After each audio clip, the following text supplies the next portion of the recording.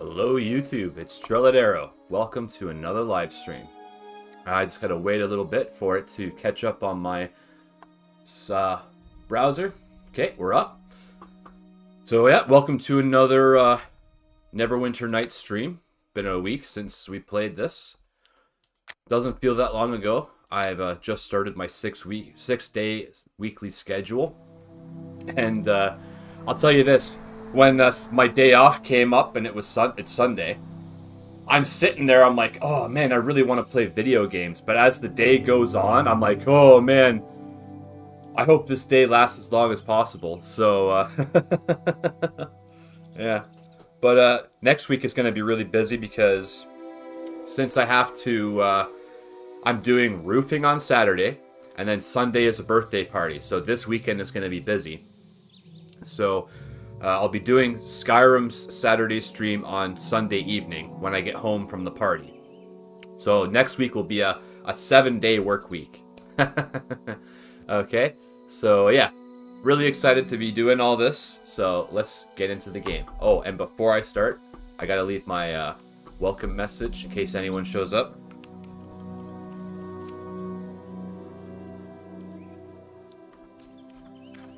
Okay. So just give me a second here. I just want to drink a bit of coffee.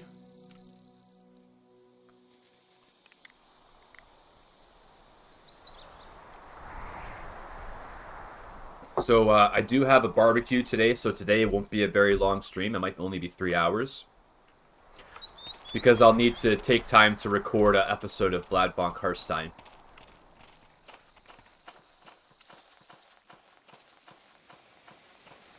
Heat O'Deal. Oh. Greetings. Alright, something I missed, Traveler. I need some directions. Sorry, I have to keep an eye on my cattle. No time for distractions. How many cattle do you have? Less than I had a few weeks ago, admittedly. The herd's run into some bad trouble lately. What kind of trouble? There are some dire wolves in the hills there that may have taken to preying on my herd. The pack's led by a big she-wolf I've taken to call him Silverback. I swear I'll pay 300 gold to have her head. She's already taken down 2 of my cattle and left to her own devices. She'll clear the whole herd. Okay, sure. So that sounds like something I could do. That be true? Well, I won't hold my breath till I see you return with old Silverback's head, but the help's appreciated. Until then, need anything else? No, goodbye. Fare you well.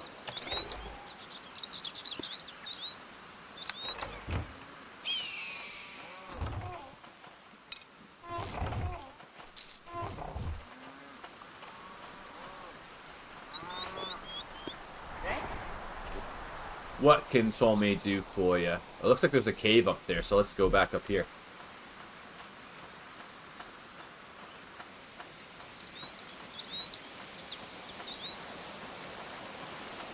Why are you letting your cows run all over the hills?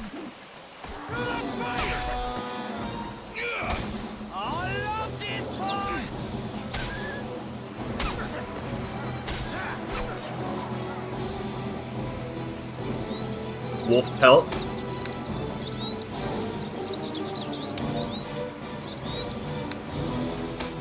And sell it.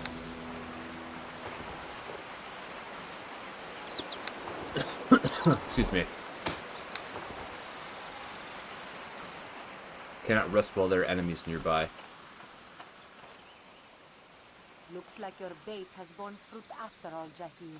Quick, close in on them. Okay. Looks like your bait has borne fruit after all, Jahil. Wait, wasn't Jahil from the town?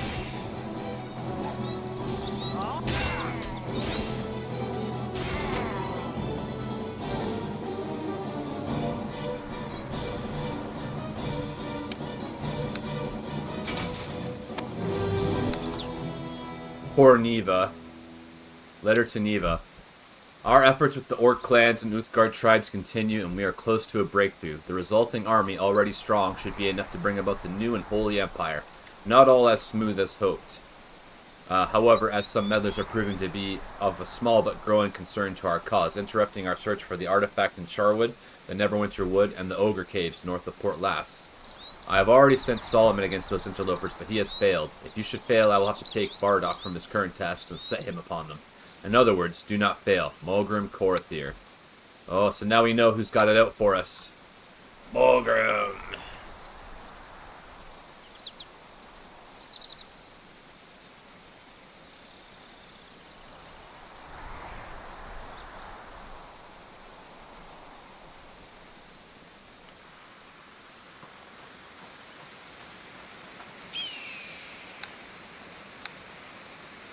Another cave.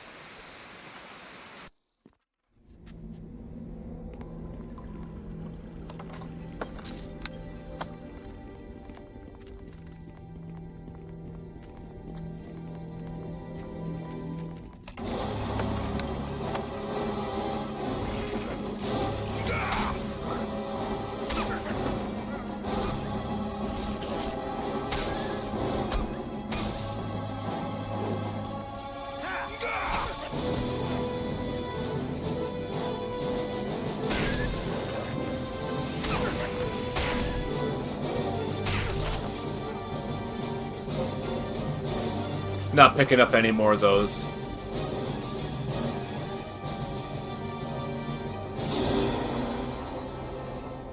They take up too much space in the inventory.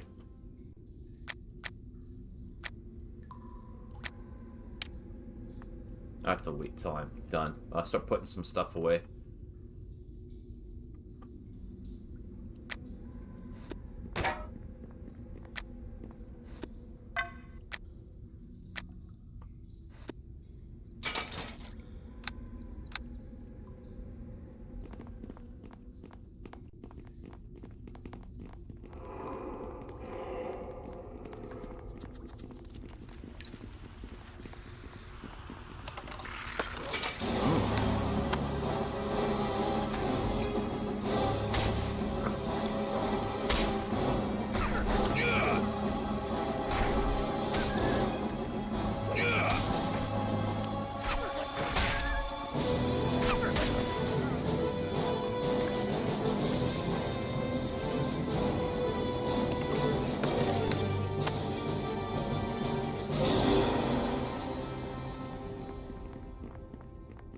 Okay, he's injured. I need to rest.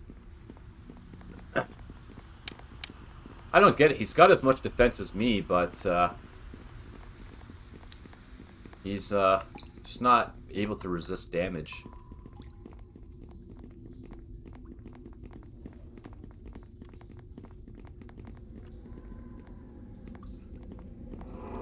I rested here before. Here, let's go over here.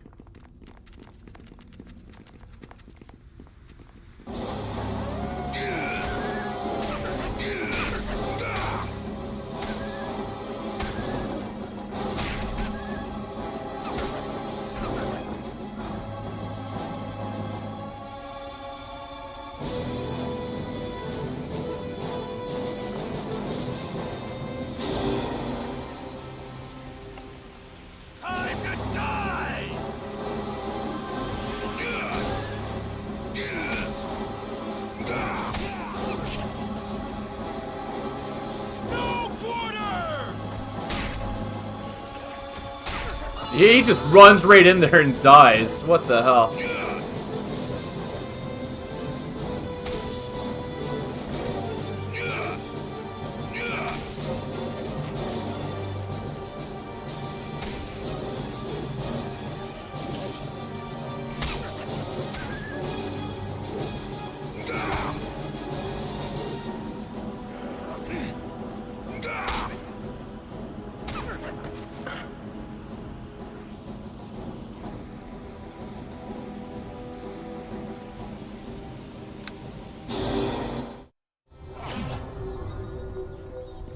So strange, you know?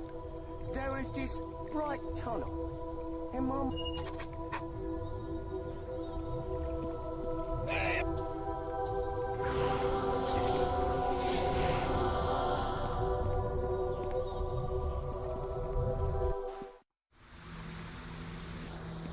Okie dokie. Okie dokie.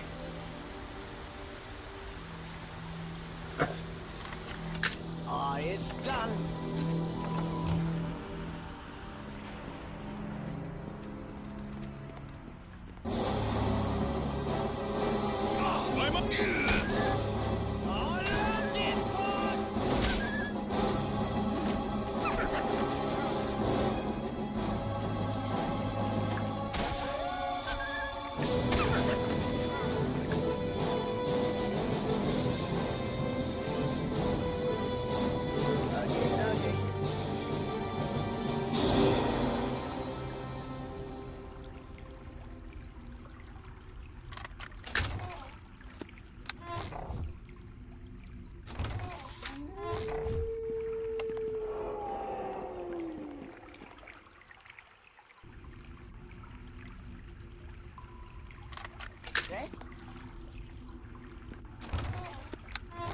Whoop, didn't pick that up.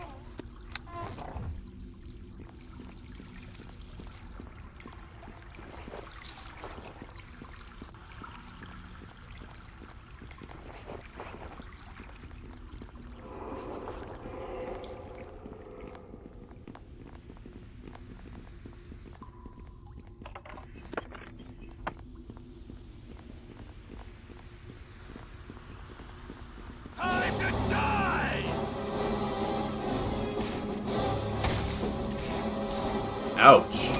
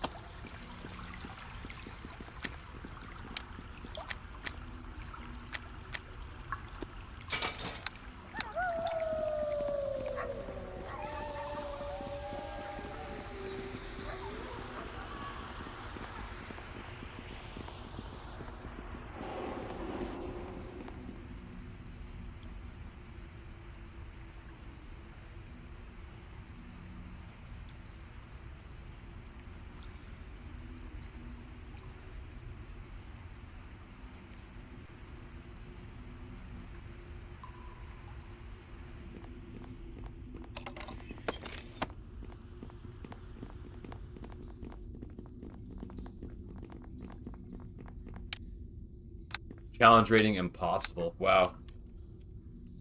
Silverback. No quarter! Who enters my den? Oh, she can talk.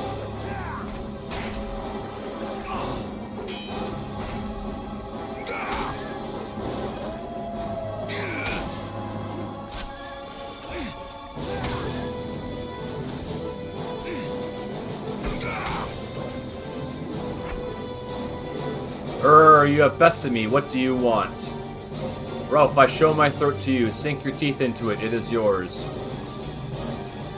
You talk, do you? Then answer my questions. As you wish, manling. Where did you learn to talk? My mother served a manling ranger. He taught me your foolish tongue when I was still a pup. Who is this ranger? Nobody. He is dead. He sent my mother to fight a demon just so he could run away. I killed him with my own teeth.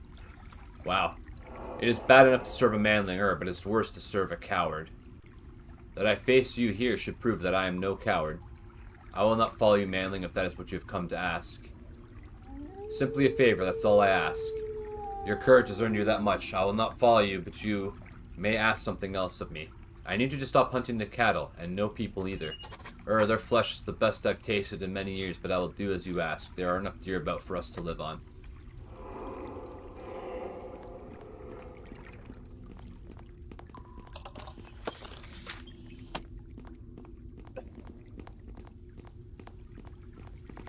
Alright, go, probably won't get the reward, but that's fine.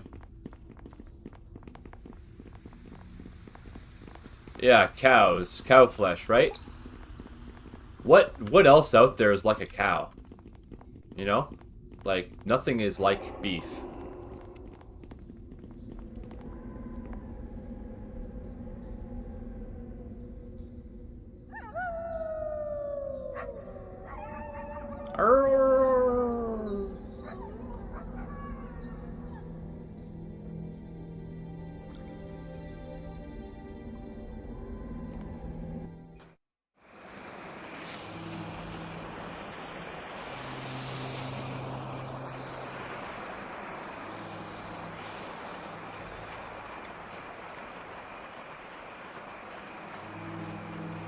There he is.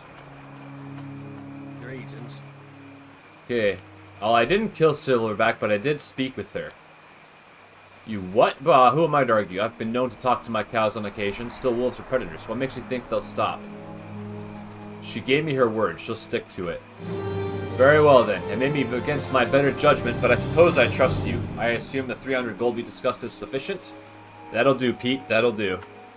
Thanks for the help, then. With the she-wolf gone, the rest of the pack should be easy enough to scatter. It's been appreciated. Now, if you'll excuse me, I've got to make a trip to Port Last to restock the herd. Thank you again, my lord. No problem.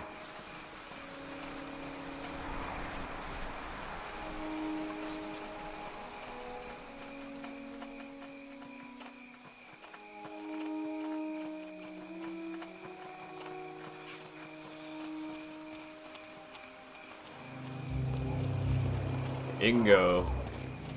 Another farm.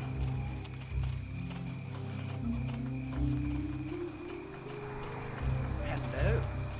Out for a jaunt, are you, mister? Could I ask you some questions? Okay, I'm curious about some recent events. Cult preying on Neverwinter. Know anything about it? From a week ago or so, my son said he met the seedy-looking fellow heading into the Charwood. My son said hello, and the man said some rude things. He's as good as gone then, I suppose. Did anything else stand out about him? Other than the fact that no one travels to Charwood, no. That forest is haunted, so people who know generally steer clear. Is there something else you need? No, goodbye. Yes, and mind the cornstalks on the way out. Just here to loot your place.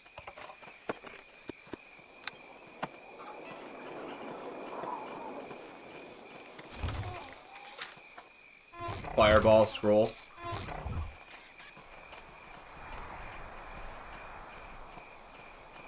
Okay, dokie.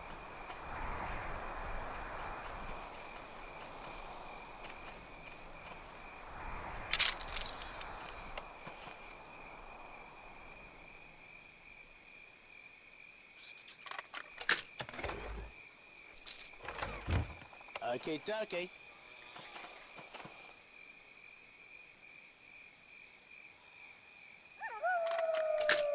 It's done. Okay, I think that's all just whatever. Let's take a look.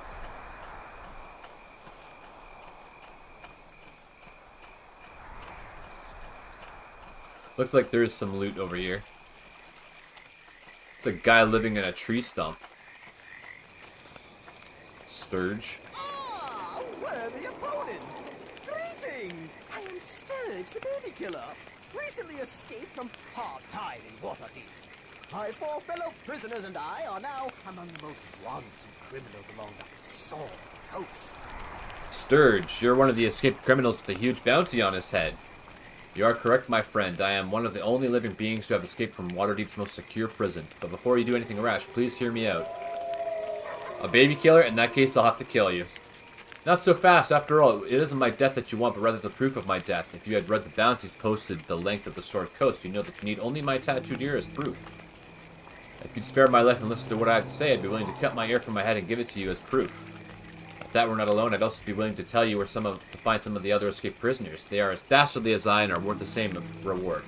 Come now, listen to what I have to say. Surely you're interested in finding out how I, Sturge the baby killer, escaped from the most secure prison in Waterdeep. I'm done talking to a baby killer. Defend yourself. Here comes Hobbling down! Really? How quaint.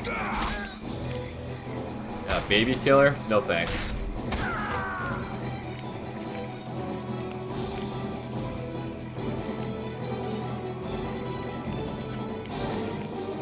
Oh, look at this. Sword of Bow. Does fire damage.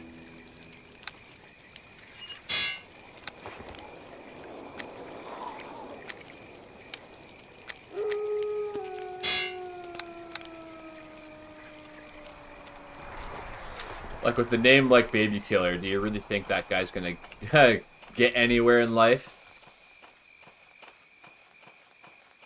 Follow me, now. Okay, dokie.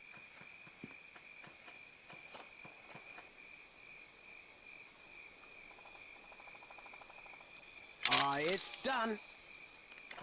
Okay, dokie. Oh, I just realized that my person is over the map. I gotta move my person.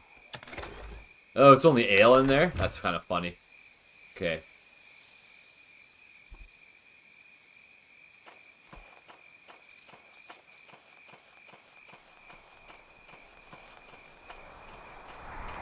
Follow me, now.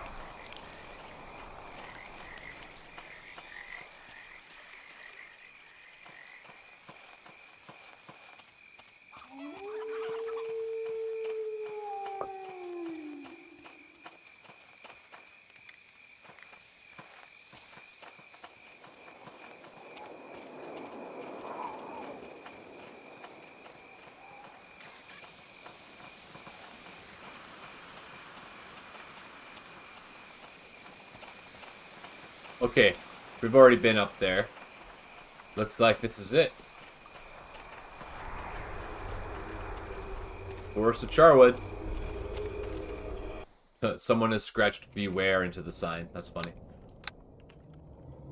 Charwood. There you go. Let's go.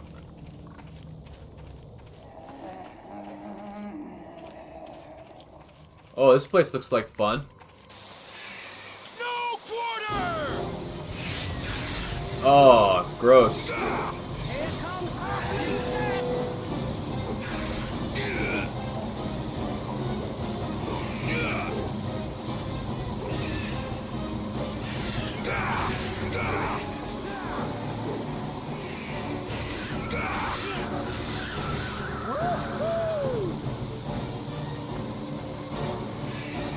To the fight!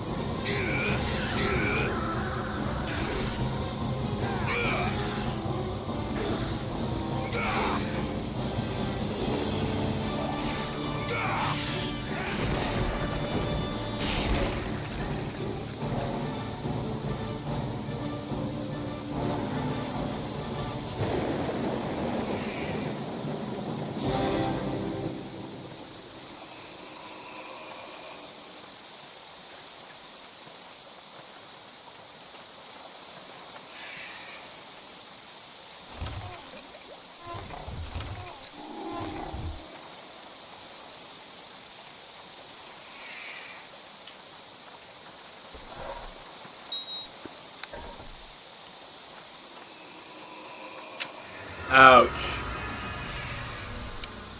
Wand of Missiles. Old Scroll. The weathered scroll is severely time-worn and covered with almost indecipherable runes. There is a handwritten translation across the bottom showing this to be some manner of a religious text written by a Netherese priest. Part of the translation is of particular note. The lands of Nether will one day return to the destiny to which they were born. Its people shall rise up from their ancient graves and rule all those that have come before them. Nether shall rule. Okay.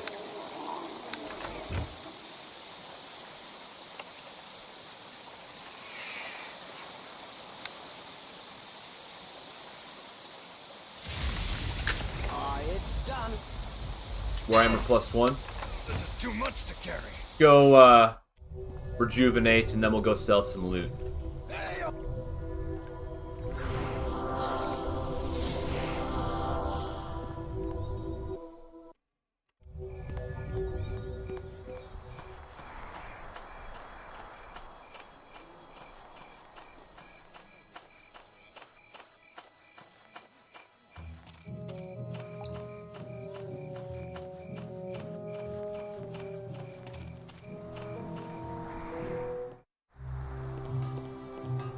Can I help you? Okay, let's go.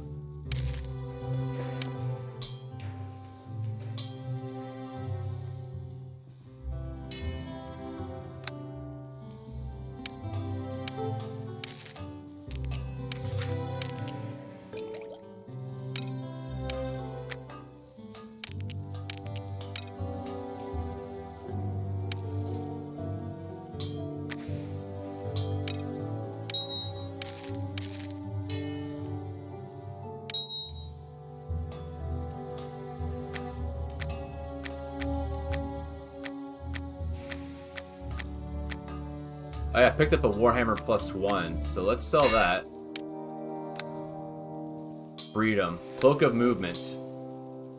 6,400. Yeah, let's sell it.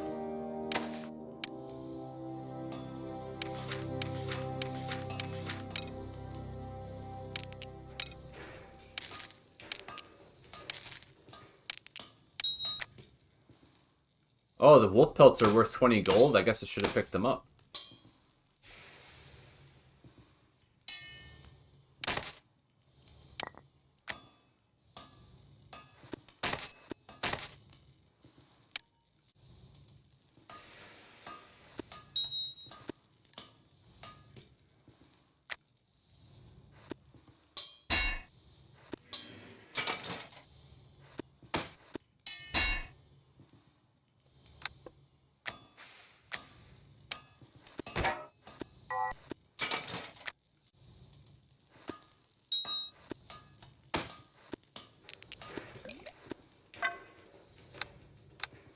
Can I help? Mithril splint mail. Oh.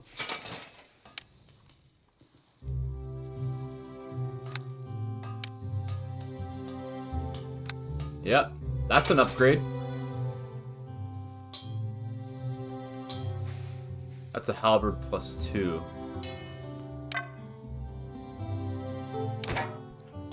I'm just gonna sell it.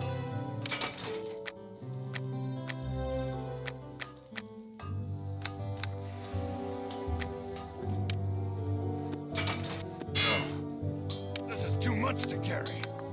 Can I? Full plate +2. Mithril is lighter.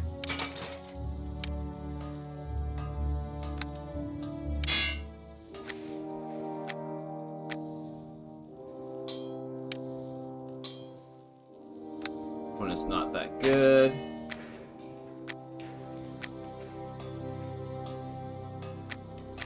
Yeah, I have so many potions and stuff like that. That's where all the weight is.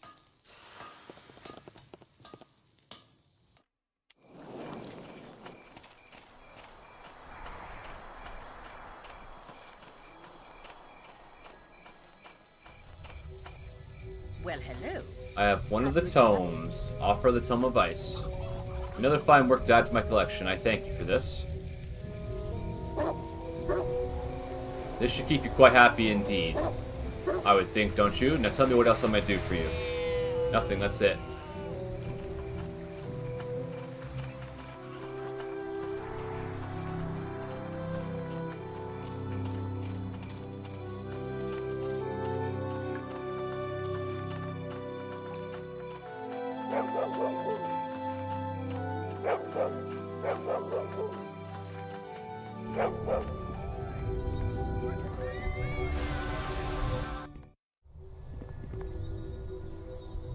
Okay, back in here.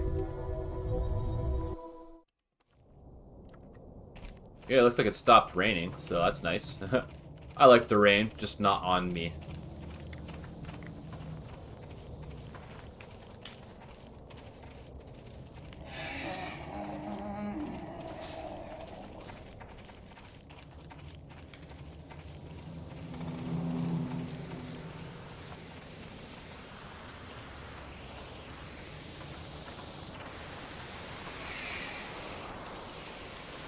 There's some enemies over there.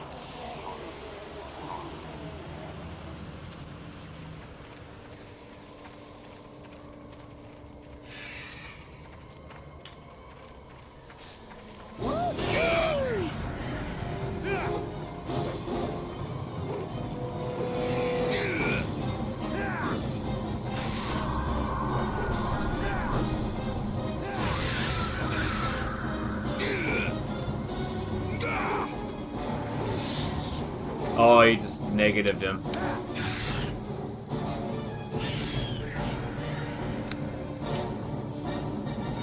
That's really bad for him. That's gonna hurt his damage.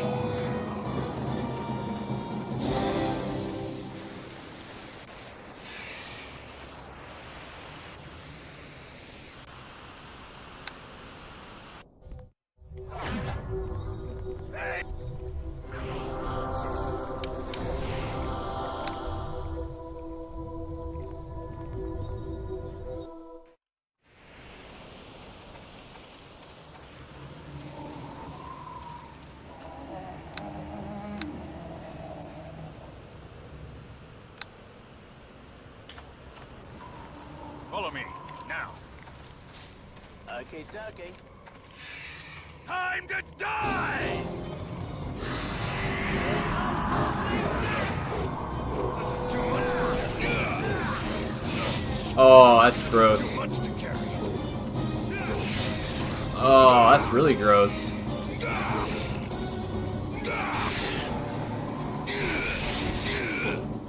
He's getting fucking slaughtered. Holy shit.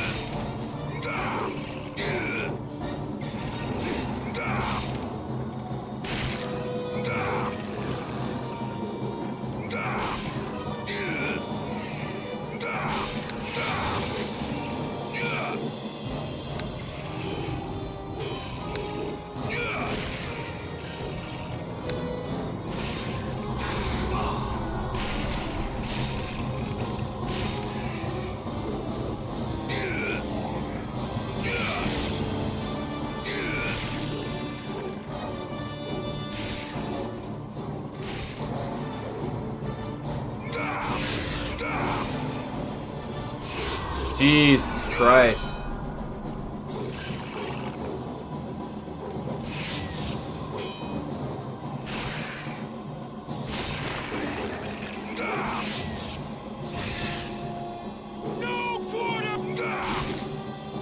I'm doing no physical damage.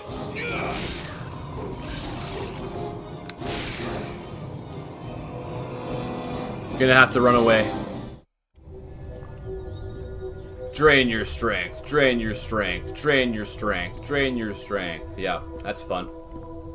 It was...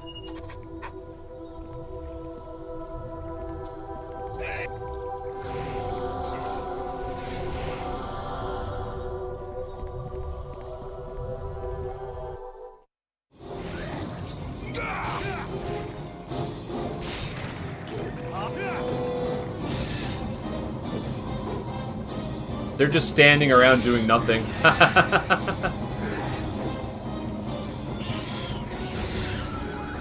They totally forgot they were in combat.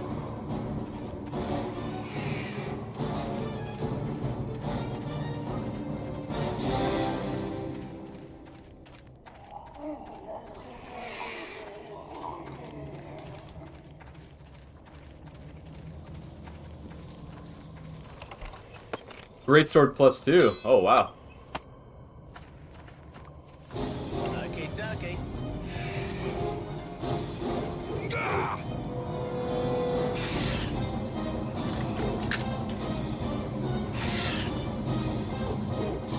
He's not attacking. Oh, there he is. Now he's attacking.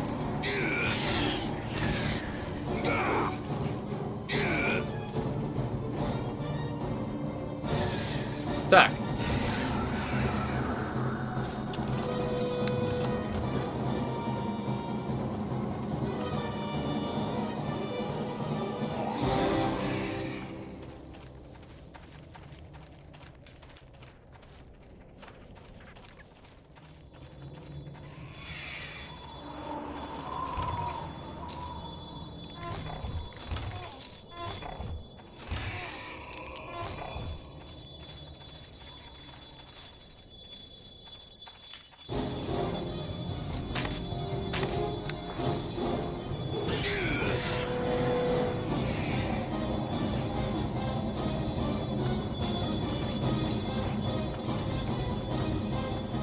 Okay, let's read Explorer's Journal. Though this book has been severely damaged by exposure to the elements, large parts of it are surprisingly legible.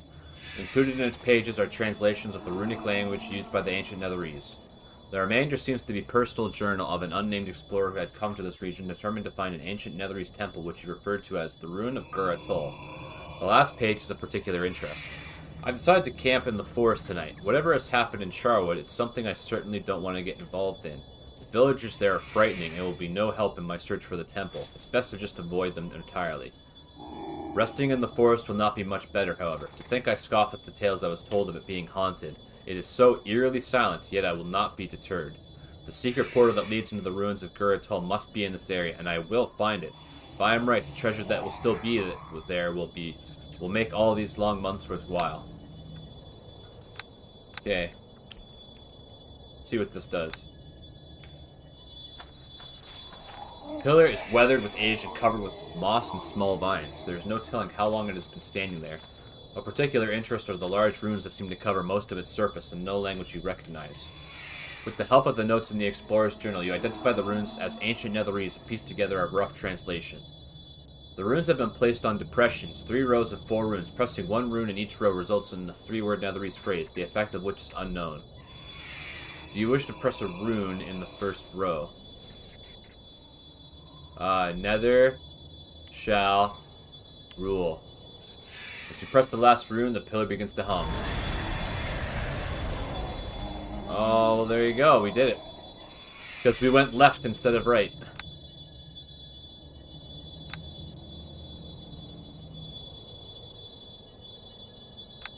Let's check it out.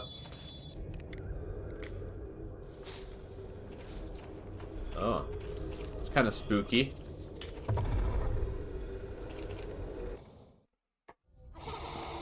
Whoa, that's a lot of skeletons.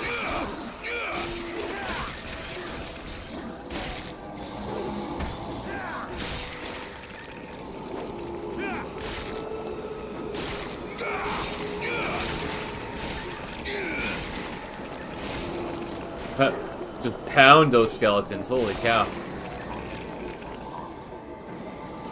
Ghoul Ravagers.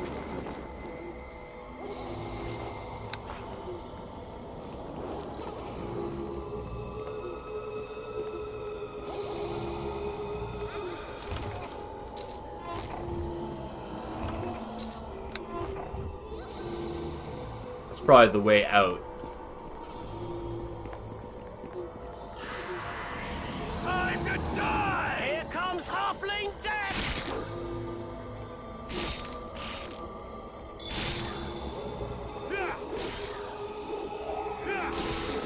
Okay.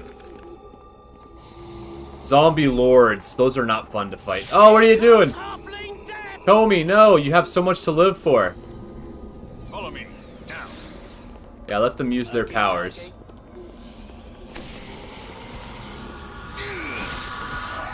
I love this part! Oh gosh, here they come. Halfling death! I love this part! Ghoul Ravagers, it's like Fallout. Oh, he's stunned. He doesn't have our magic helmet, unfortunately.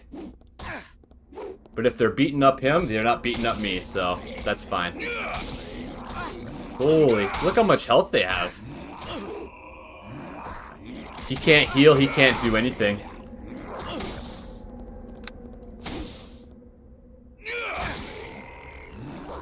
Live, Tommy.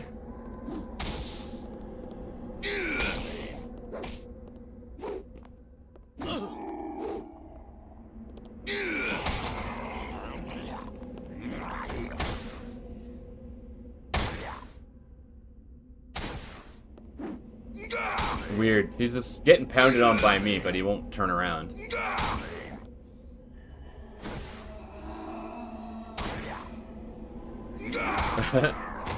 Okay, he's dead. Thank goodness. Alright.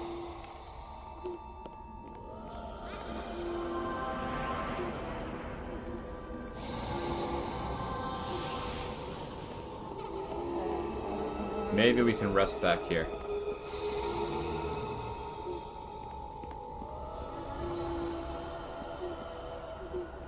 No resting is allowed in this area? That's not fair.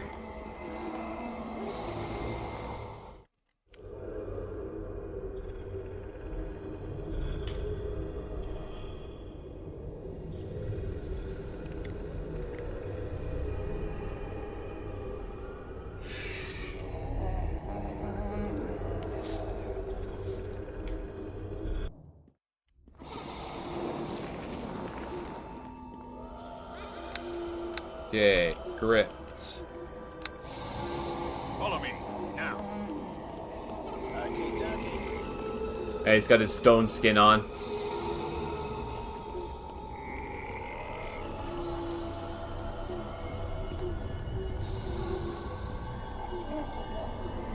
Follow me.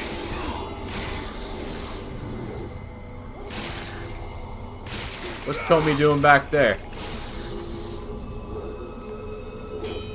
He's coming now.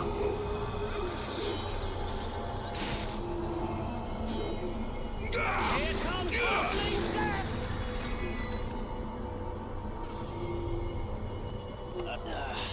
No can do.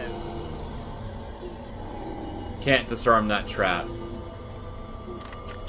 Aye, it's done. Okay, there's only one thing to do, and that's hokey dokey. Oh, that wasn't too bad. Okie dokie.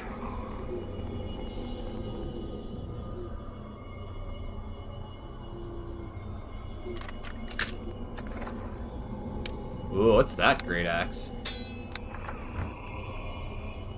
Okie dokie.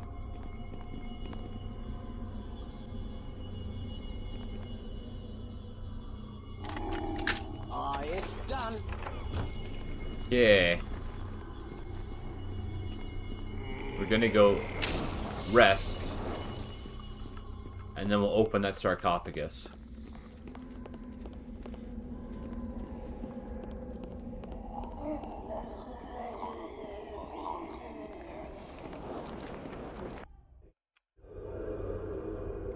You cannot rest so soon after exerting yourself.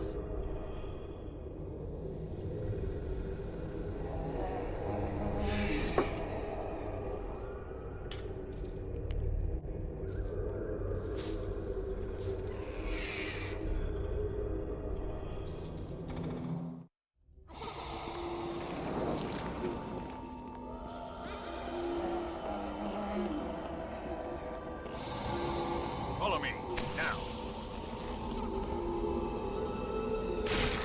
Here comes Halfling Death!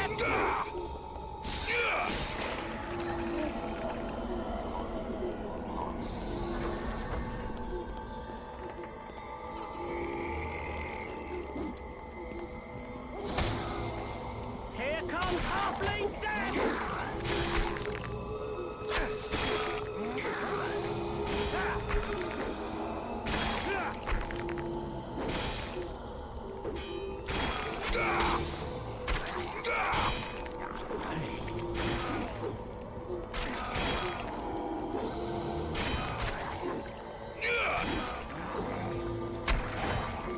Here comes Halfling Death! Well, we did that pretty well.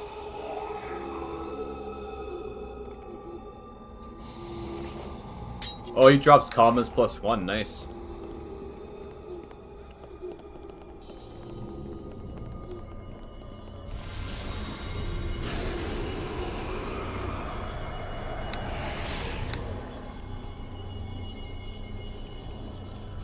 Loot.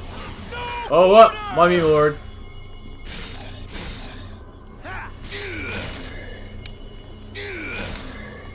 He's weak to fire, that's good.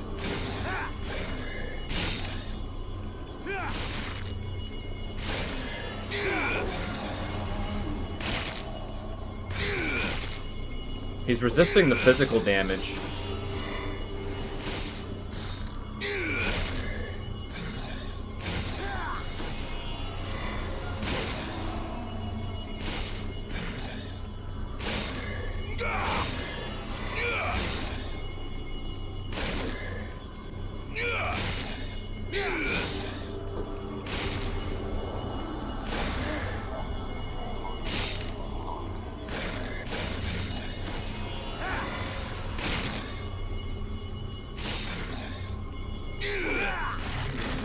Oh, wow, that's it.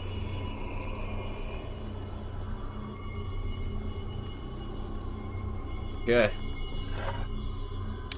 Hammer of Justice. Known only as the Law. Enhancement bonus versus chaotic. Cool.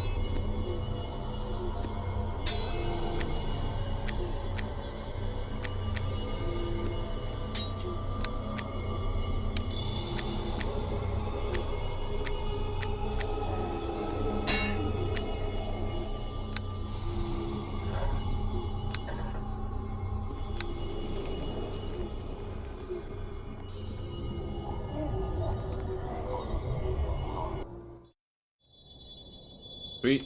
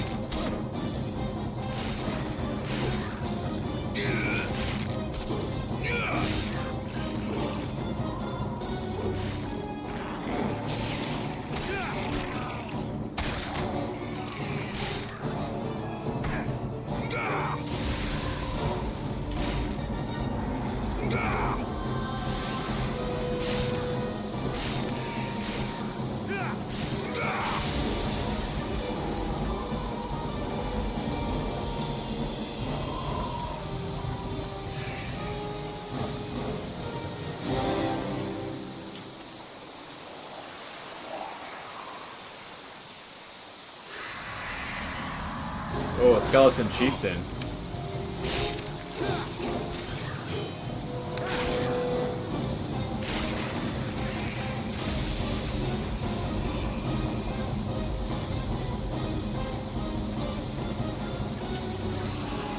Time to die!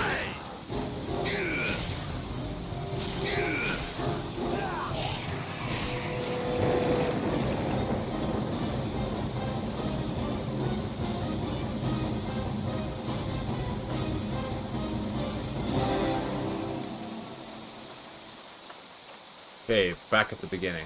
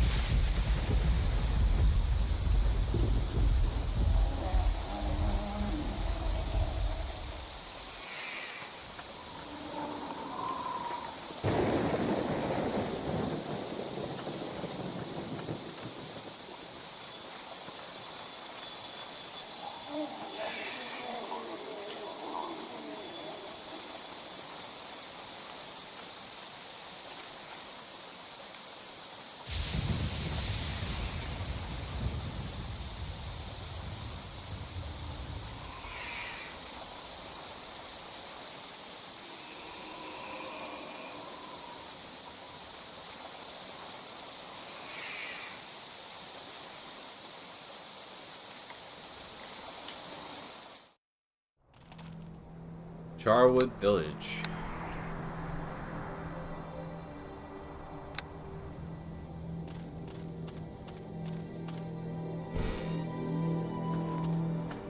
Quint. Welcome to Where the Dead Lie. Or is it lie? I forget which is which when they do both. I am Quint, I think. Oh, well, greetings. What is this place? You walk in the Charwood, a town that is nowhere, or more, no when. What does that mean? Like, I know, I'm alive, but I stay. Everyone stays no matter what. That's what happened in Castle Jarrig. We made everyone stay, all for my brother, all for the children. Tell me about your brother. A brother, a monster, a lord. Take your pick. All are right and none are left. Heh, see? That was funny because, never mind. Carla and I are lords of this place, but this place is nowhere and our rule is nowhere. We sacrificed it all a long time ago. Can't you give a straight answer? Answers? I wish I had answers, decisions, judgments. All I have is what I took and what Carla won't let go. Over and over it plays. You think you know what's here, but you don't. It's not right, but the dead don't listen. They don't. I seek a cult behind the plague in Neverwinter. A plague? Ah, bane of the living. A plague would find no purchase here. Your cult? I don't know. Maybe. Could be. My brother was many things and halves of things. He may have been in touch with a cult of sorts, but all that he touched dies. And all he didn't. Goodbye then. No, I'll see you again. I see everyone again. No one leaves. Not really. I stopped my brother Carla, and he stopped everyone. You'll see. I'm alive. You're alive. But you can't change Castle Jarrig. And you can't change the dead. They never, ever listen. The heck?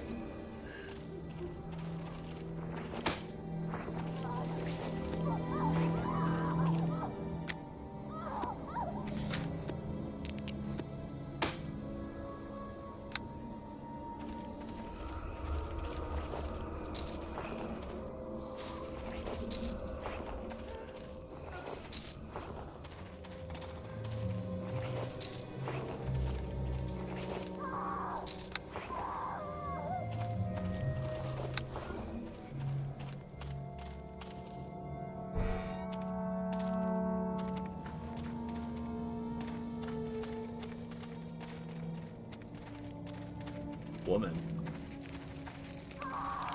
Greetings. I hope your visit to our fair village finds you well. We rarely see anyone new. Okay, I'm not interested in talking. Okay, dokie.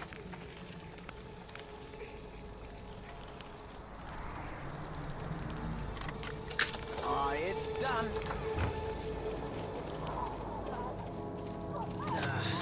No can do. No can do.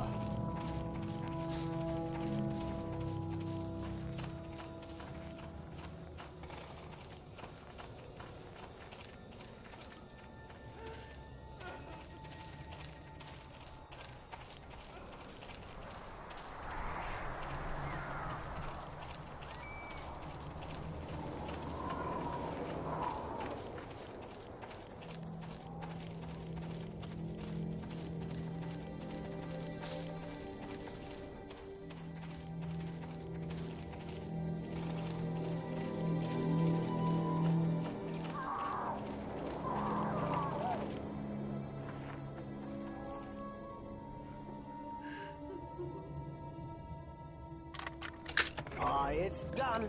It's done. Alright, I think that's everything in this area. We can move on to the next one. Which I'm pretty sure is a tough area. If I remember correctly, there's slads there. They can be tough. Okay, you're a stranger to these parts, aren't you? Either way, I'd advise you not to disturb the Lords Jarek. They need their rest, you know. Regardless, I need to get in. I don't know. Mayor Mobley told me it was important. Let nothing in or out. He said let nothing in or out. I'm not from here. I was an adventurer. I come from somewhere far away. That's funny. I don't remember where. Isn't that funny? Where can I find the mayor? I found him in the town hall and I didn't ever see him leave. He's probably still in there. Okay, I still need to pass through those gates. Will you let me? Mayor Mobley hasn't told me to let anyone through. You better speak to him in the office at the center of town. Okay.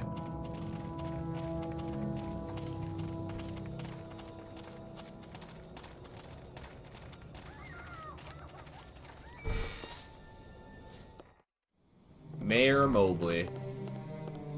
Yes? I'm Mayor Mobley.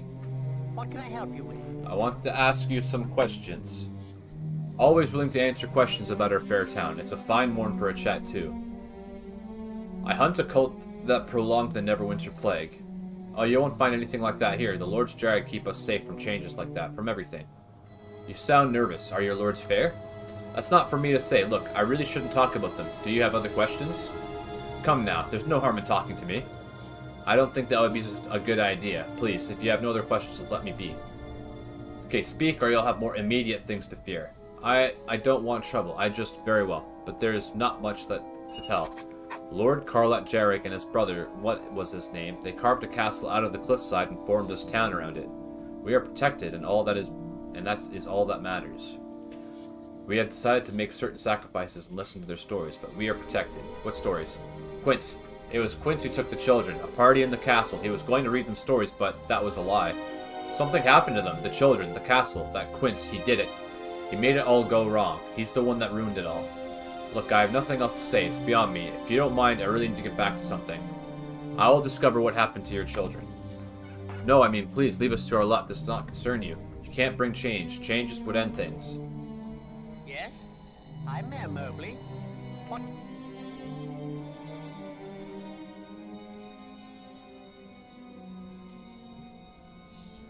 Yeah.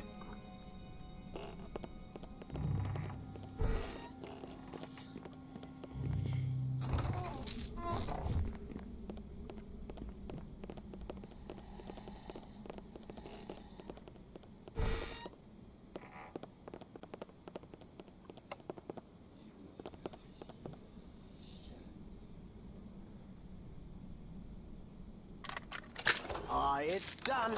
Okay, so how do I get in?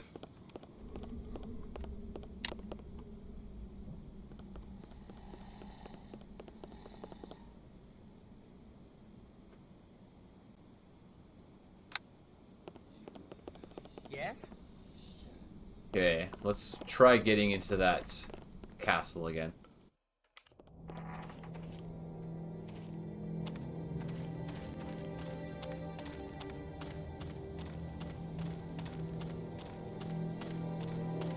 I greet you.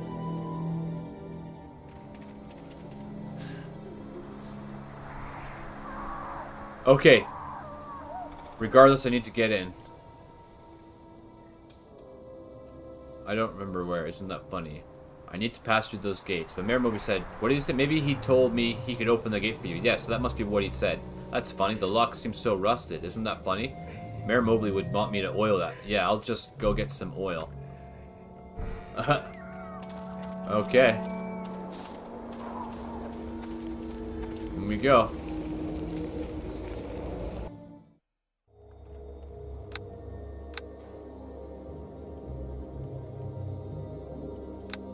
Castle Jareg. Riddle chest.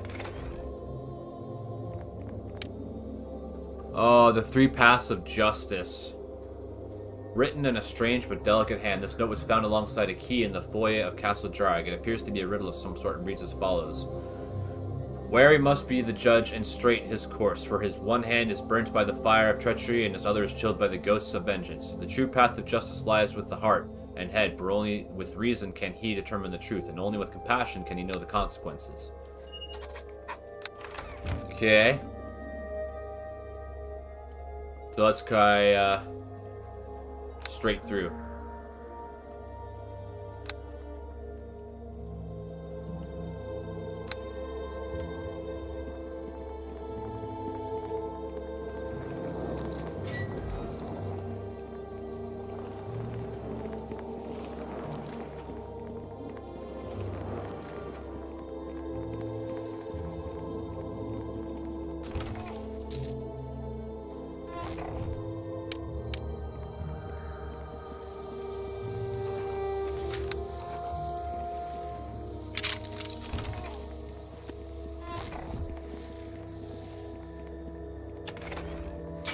Power shield +2.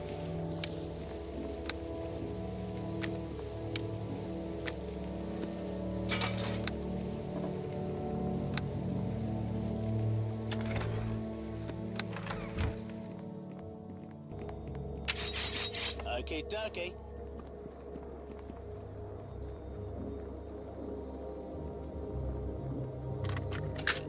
It's done.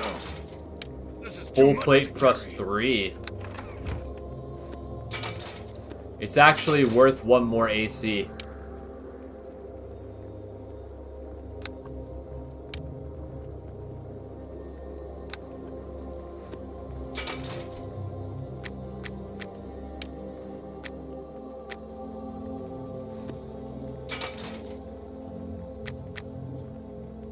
It's pretty heavy though.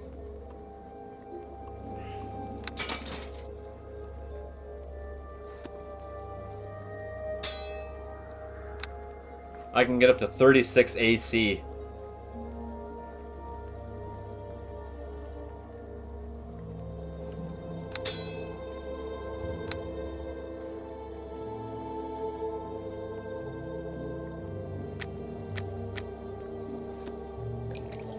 The heck? Get back here. No. This is too much to carry. Yeah. I'll just hang on to that for now. Did I look at the bouncing? Yeah. Okay.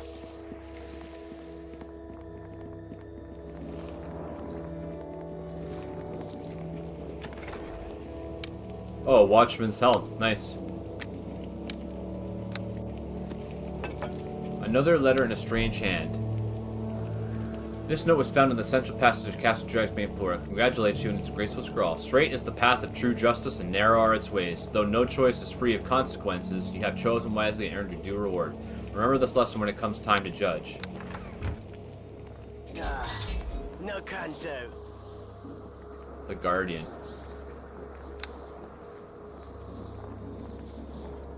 Where's Woohoo?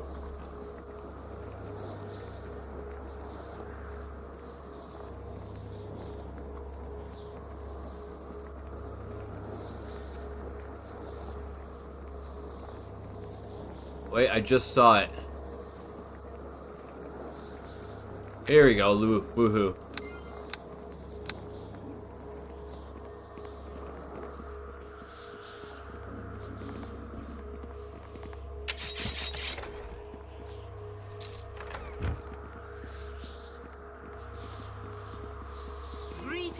Judge, and welcome to the Castle Jarek. I hope you have learned your lessons well. Insight. Did you write the notes in those chests? Not I, my child. The notes you speak of were placed there long ago by Lathander, god of the dawn, in anticipation of your coming. Long ago did the crime take place, and so great were its consequences that Lathander himself felt unfit to stand in judgment over those accused. Tell me more. It was a mortal crime, requiring a mortal as its judge, so it was that this castle and its village were placed beyond the weave of time, awaiting your arrival. The accused are confined in their towers beyond the north door. They are known as Brothers Jarek, Carlet in the west tower, and Quint within the east. Tell me more. You must learn from them the nature of the crime, and from them obtain their written oath. When both oaths are in my hands, I shall hear your judgment. Hear now, this key shall open the north door, revealing the stairs to the two towers. Show wisdom, judge, and compassion for us all. Okay, very well. I shall return to you with the oaths. Then go into the night, dear judge, and find the dawn we have awaited so long. Okay.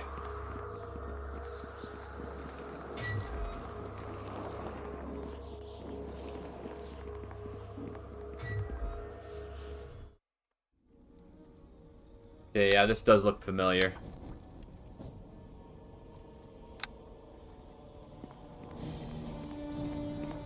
Yeah. Here comes Uplifter!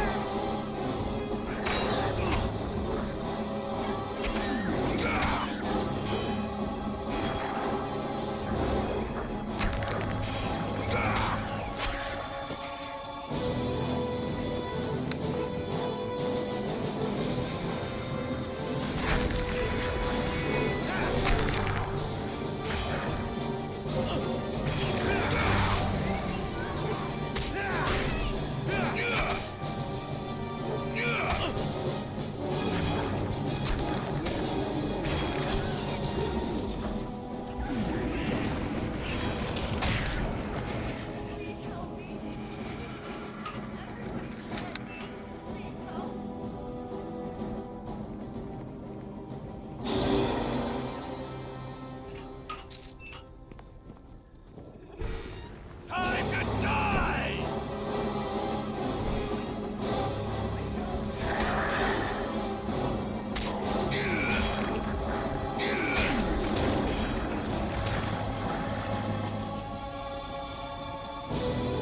Time to die!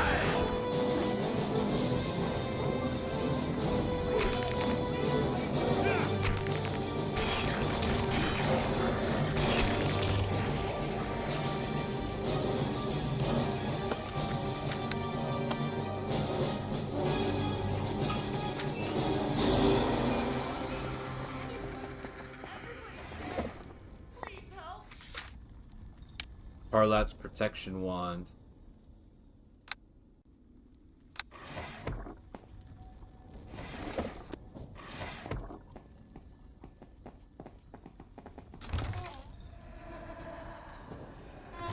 Bunch of stuff I don't need. Okay, dokie.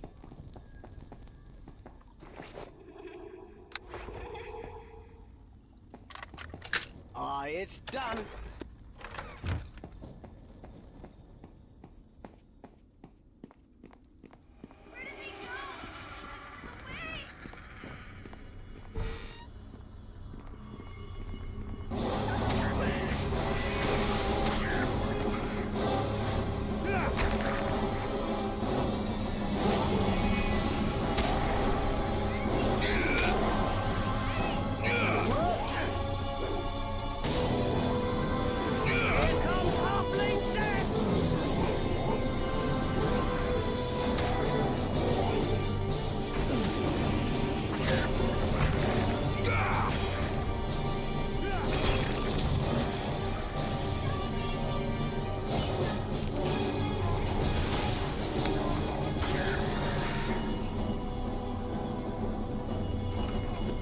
Where did all they come from?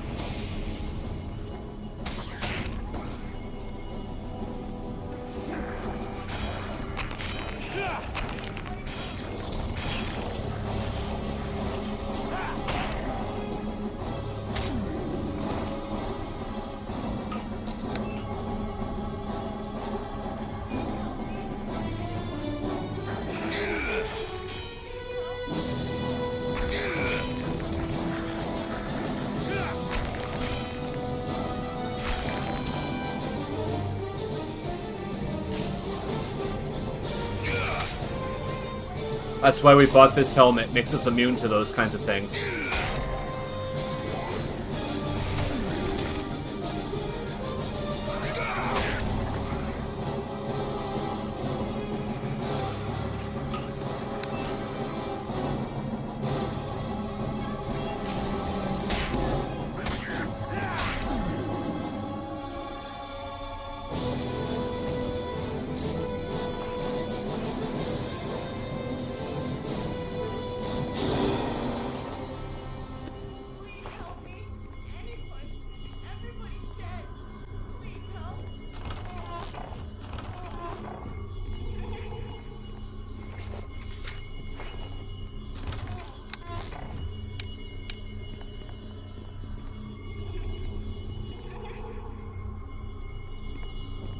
It's done.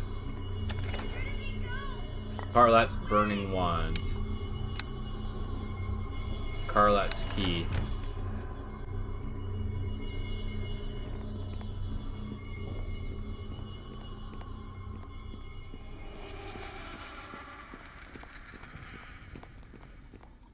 I want to go home. Wake up. Please wake up.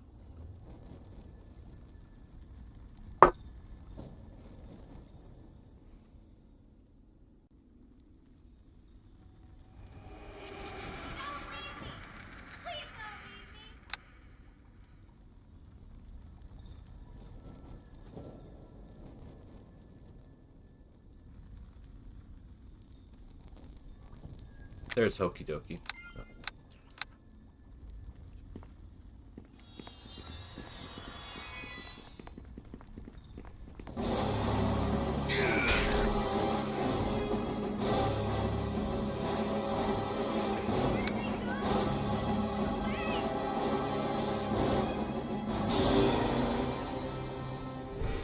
To the fight!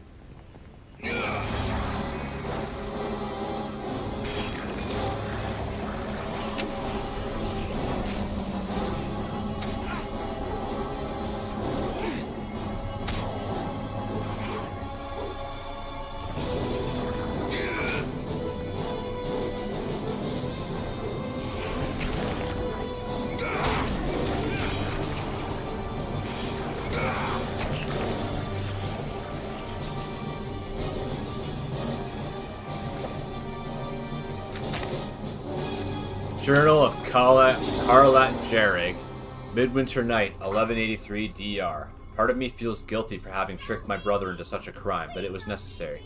I am growing old and my research is not done. These northern wastes are a brutal land, but so full of magic.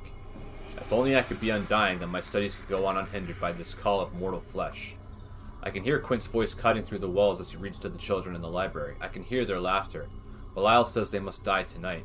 All of them. All the children of Charwood. It is a grim task, but for a greater good. I swear to it. There must be blood tonight if I'm to bind my soul to that phylactery. Damn. A lot of people are checking out the stream today. That's kind of interesting. 8 different people showed up today. Okay, dokie.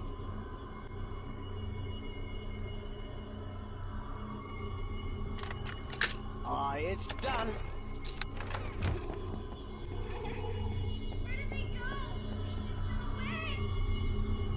By the dim light of the candelabra, you can decipher the book's ragged texts. Read the book.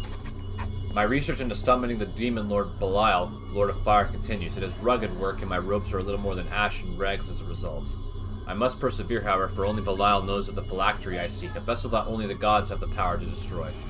Yes, Belial is the Lord of Fire, so aside from the customary casting and protection from evil, it shall also take fire to summon him. I am sure that the belly of the fire beetle is proper reagent, but what spell? I have cast every high-level fire spell there is upon that brazier to no effect. I have tried even those of mid-level, and there is nothing. There is but one fire spell left of all those known, but that can't be it. I haven't cast since I was a mischievous child. Still, I must try. Okay. Okay, dokie.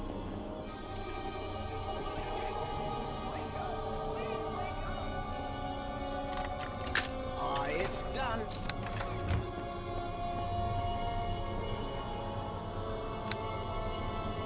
Woohoo time.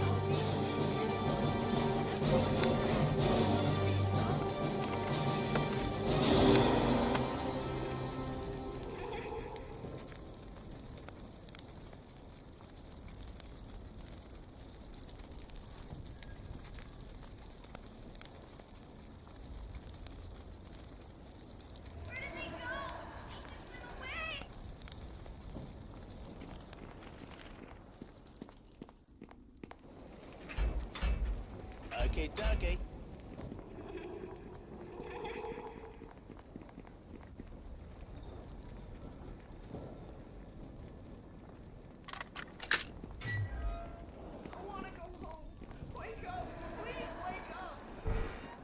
To the fight!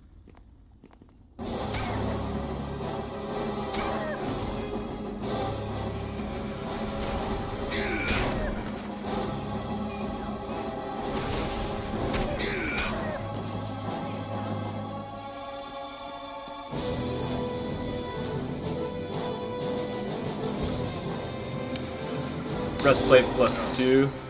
This is too much This to is carry. too much to carry. Where did they go? They took them away.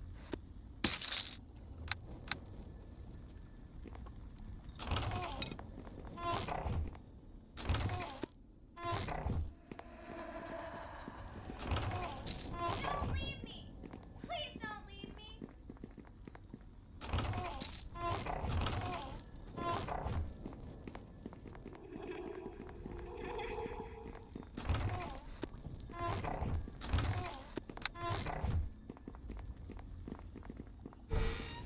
To the fight! Huge fire elemental. Oh dear.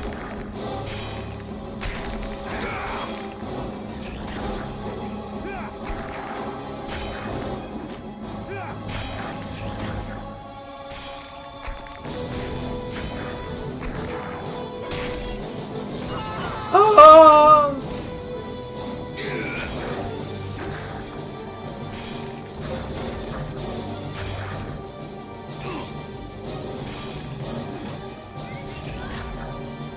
Damn, this guy's kicking my ass.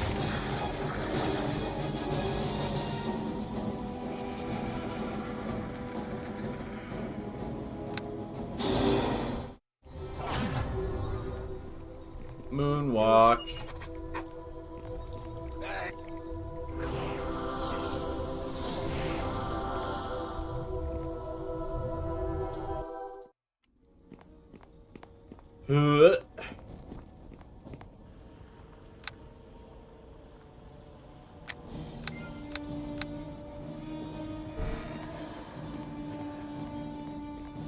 Don't leave me.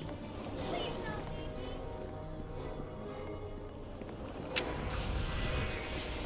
What the heck? Where did they come from? Here comes Halfling Death! I love this one!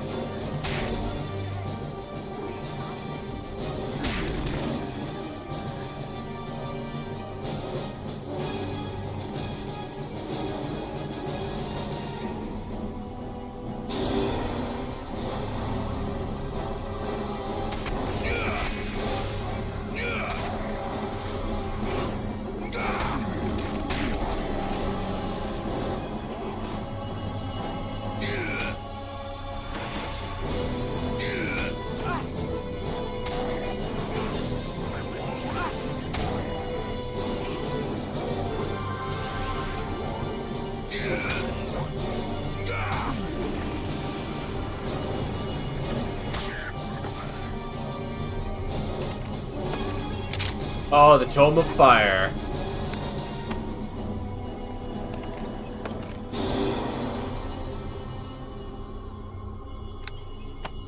More reagents. Okay, dokie. I can turn it on. Oh, wow. Aye, it's done.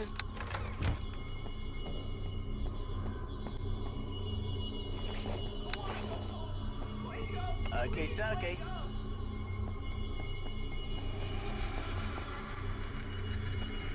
Okay, dokie. Ugh.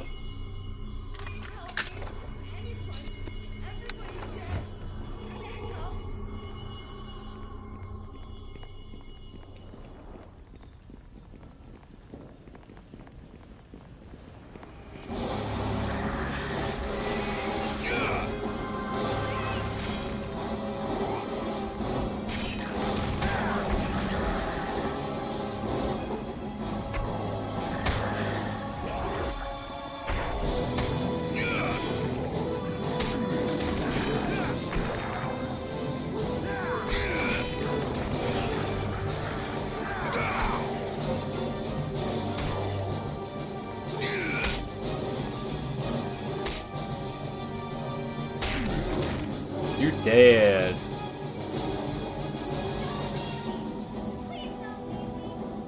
Okay, I'm not gonna go in there yet. Let's go up here.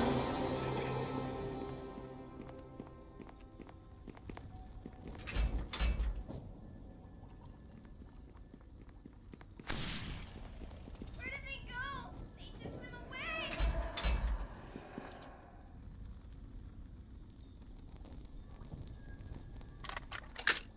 It's done. Fire beetle.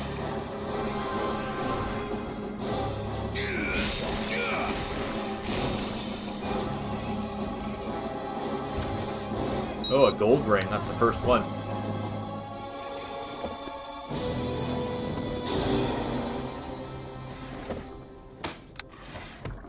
Yeah. I wanna go home. I wanna go home.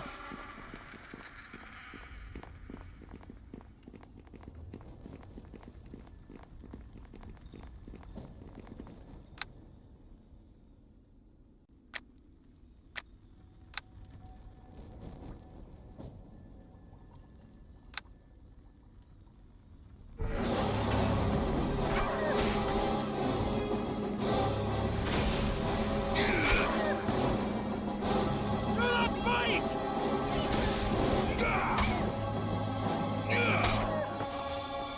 Moonwalk, moonwalk.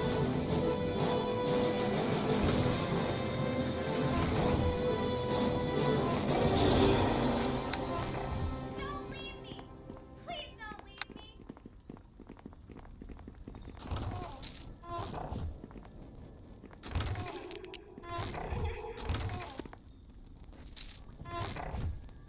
I wanna go home. Wake up. Please wake up.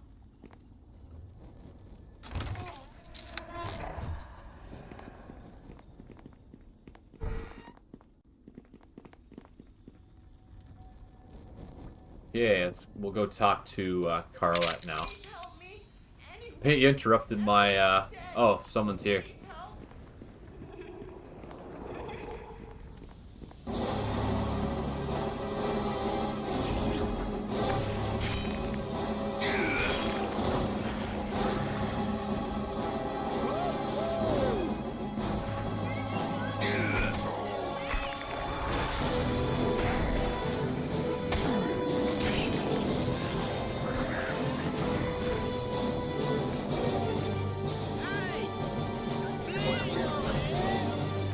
help. Huh, never heard him say that before.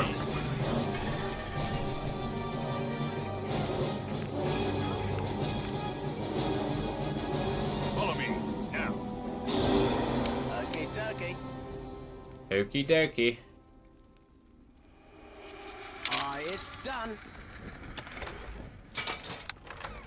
Where did they go? They took them Oh, it looks like more mithril armor.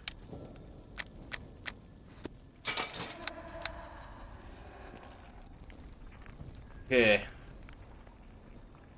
Don't leave me. Please don't leave me.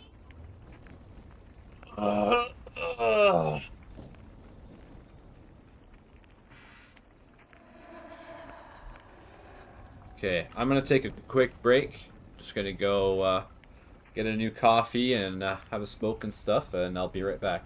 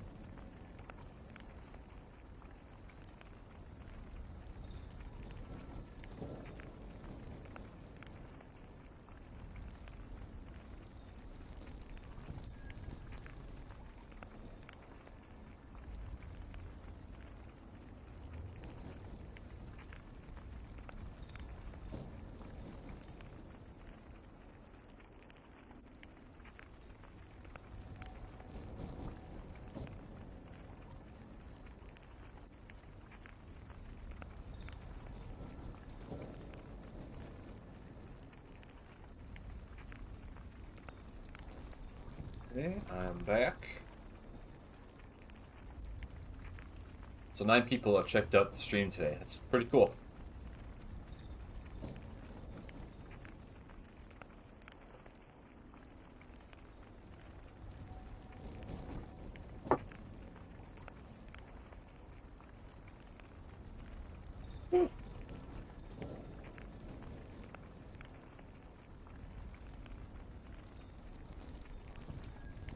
Alright, let's get back to it. It's time to talk to this guy. Judge, is that you? I don't remember. It's so hard to string my thoughts together one to the next. Be at peace, I am the judge you seek. Yes, I seek an end to this torment of unknowing. I do not even know if we have spoken before. Everything's come undone since my brother. Quint, yes, it was him. He was responsible. He invited all the children of the village to his tower, and he began to read to them. Tell me more. It was horrible. The blood, it was everywhere. Every one of them died, every child. He's gone mad, you know. My younger brother has gone mad. I arrived there too late. I rebuked him and he groveled there before me. He said he did it all for me. All for me. All for the love of an older brother. I unleashed the fire against him, but he fled and stole my most powerful artifact, my phylactery. I made use of it. Now we are all stuck here because of him, pressed like flowers between the pages of the books of time. Okay, will you give that as a written oath? I have suffered here too long, tormented by forgetfulness amidst the endless pall of smoke. I would only be too glad. Here, take it. My written oath of every word that I've uttered here. Present it to the Guardian and let us have our judgment.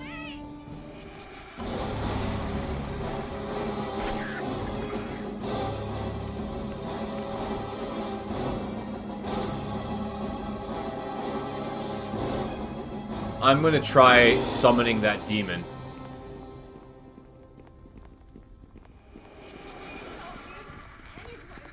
Everybody's dead.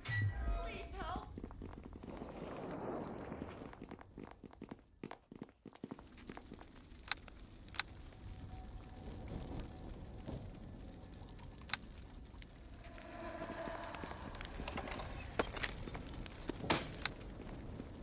Okay.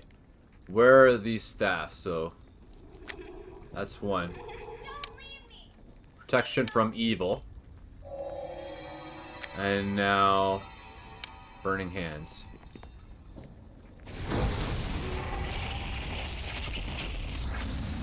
Belial, Lord of Fire. Wait, what did you want of Belial, mortal? Where did they go? Away. Speak quickly, human fuel. Your magic protections will not last long in this place. What do you require of the Fire Lord? I come as the judge and demand only answers. You, fleshling, you are the judge? Then my charade is over for you. Command me as none other has before. Okay, so then tell me the tale of the brothers Jareg. Let the brothers tell their own tales. I am here to tell my own. You see, it was I who first planted the seed of slaughter in Karlat's mind. He was but a weapon, and it was my hand that controlled him. Quint was a weapon of a weapon, a servant slave. It is he who brought the children in, and Karlat who cast the spell that killed them. It was I alone who stayed silent in the knowledge that the slaughter held no meaning. Karlat's ritual did not require it, but I'll choose to tell him otherwise. Then it was you behind the slaughter. I am Belial, Prince of Demons, Lord of Fire, Scourge of the Abyssal Deaths. Were you ever fool enough to expect another? But why did you do this? Thus is the nature of demons, Judge. Why is there needless suffering in the world? Why is there injustice and strife and tyranny? It is because of us. Will you give this as your written oath? If it means an end to my accursed bondage of this place, then I will gladly give it. There, take it and make of it what you will. The bargain has been fulfilled. Perhaps next time, I'll summon you. That is true. You know, demons are real. They possess people. You know, I've been possessed by a demon before. So, how did I get over it? Medication. I went to the hospital. So it wasn't really a demon. It was mental illness. So, yeah. That's just how it is. You know, some people have something on their shoulders, others don't. Okay, let's go to the next tower. Looks like he gave me a buff.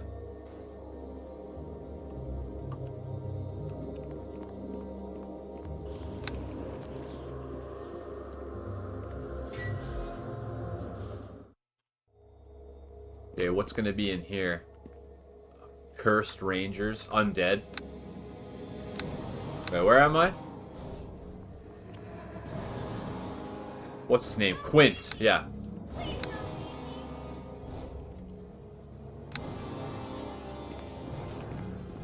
Time to die! Time to die!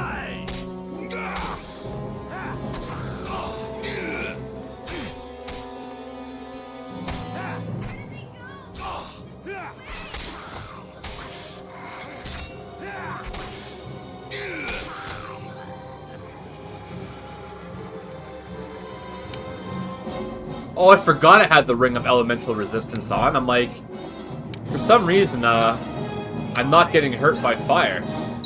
That's because I have that on.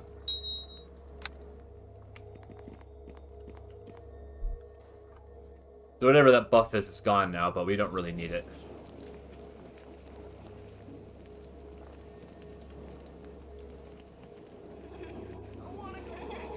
Wake up! Please wake up! This is super creepy hearing the souls of the suffering. Oh my goodness, look at all those mummies.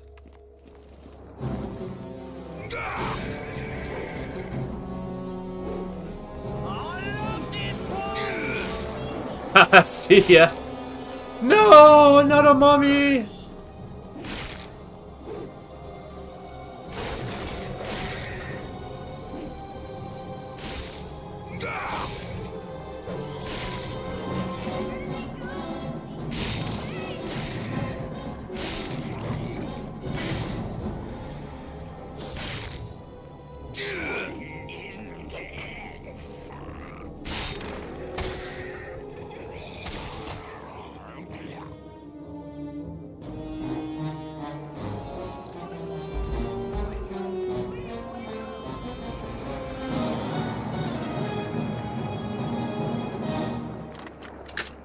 It's done. Please help me. Anyone.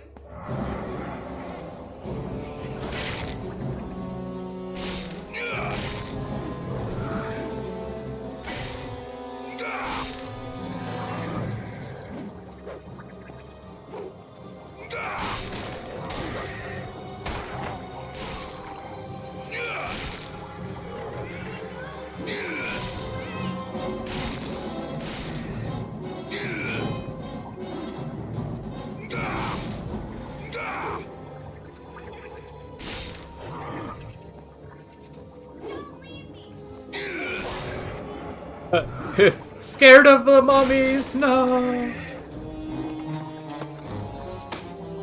Letter to Quint Jarag. Okay, dear brother Quint, here are the alchemical instructions you requested on your last pilgrimage to the temple. Hopefully they'll be of use to you as you continue to bring the people of Charwood to the Morning Lord's grace. May the dawn ever greet you, brother Brightmane.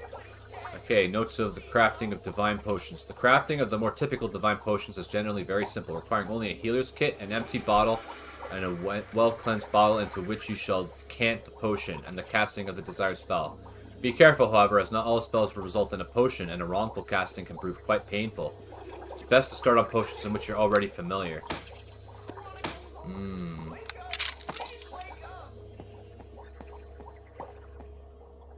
Okay, dokie.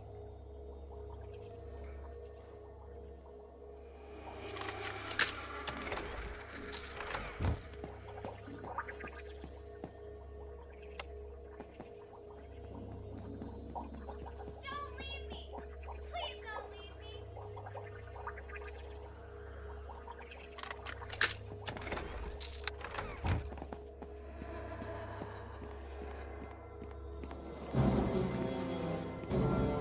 Darkness will take you.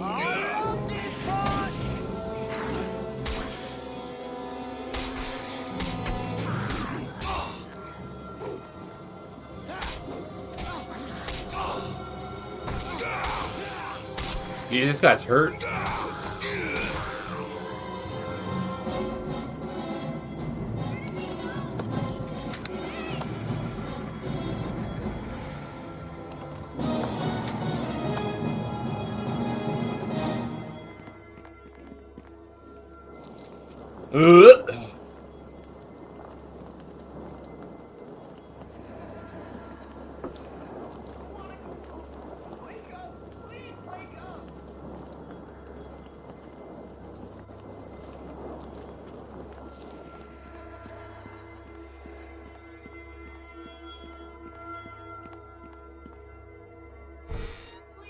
Follow me, now. Okay, dokie.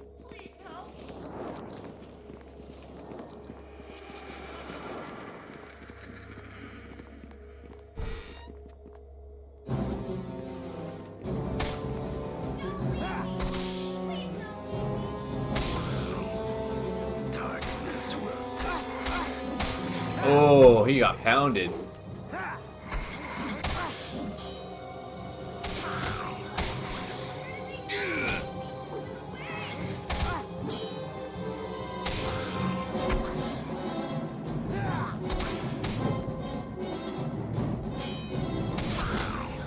You're dead. We're almost at 60,000.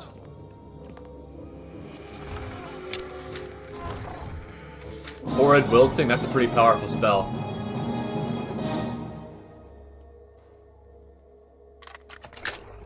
Wine. Wow.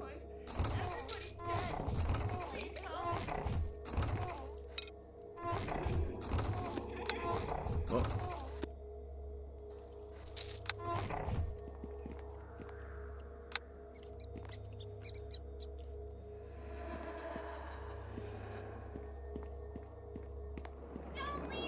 We need to run back here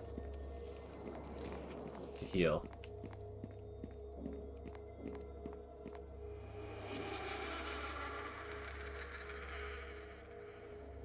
Where did they go? They took them away.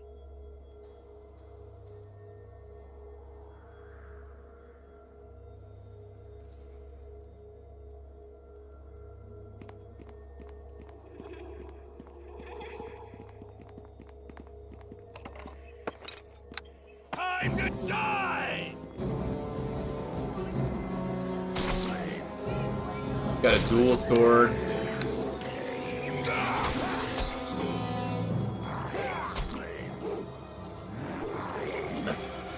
Hang on, Tommy.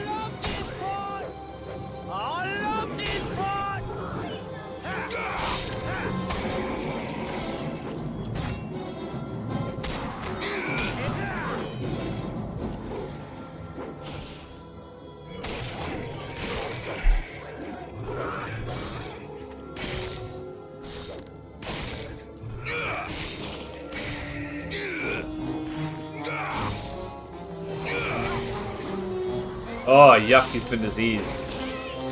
No quarter!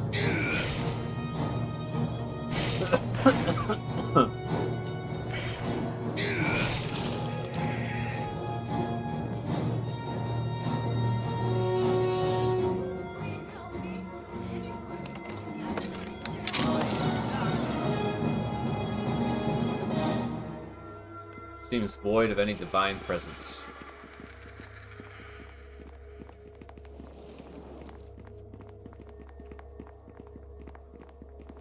Please help me.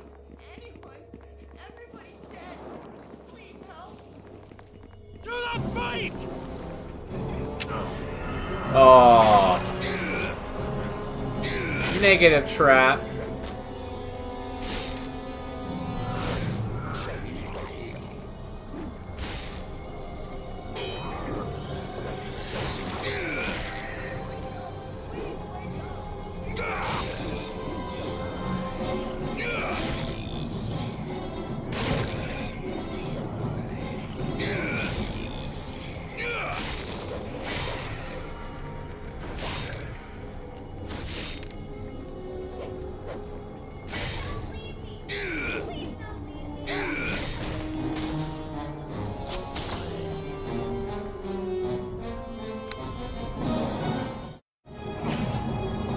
Go sell some stuff.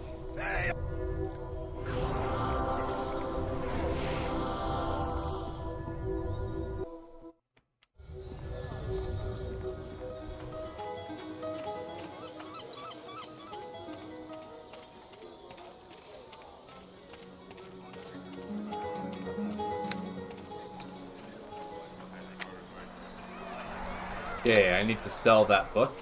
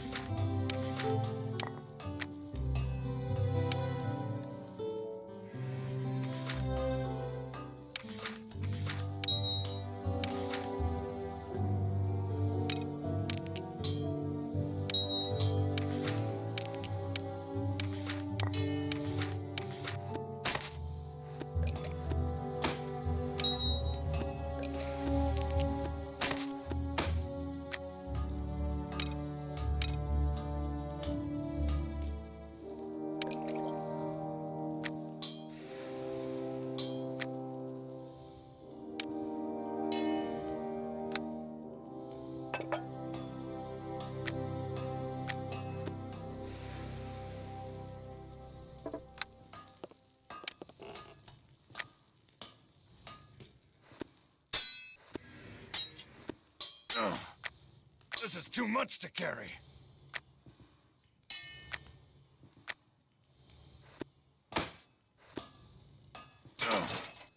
This is too much to carry.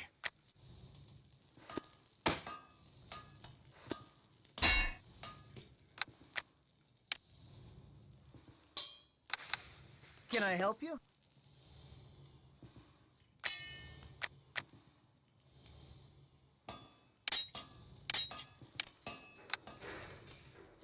Rumsh hand. Extra damage versus humans. It's +2. It's nice. Full plate +3. It's so heavy, but yeah, it's too heavy.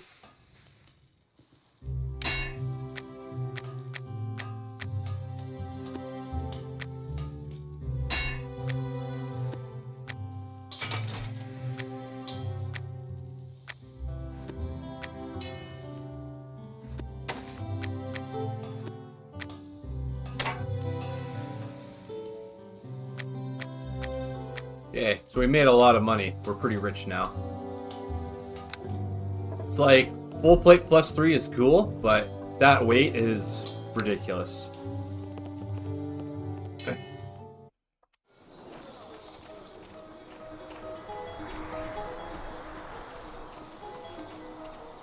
If I really need extra AC, I'll just turn on expertise mode.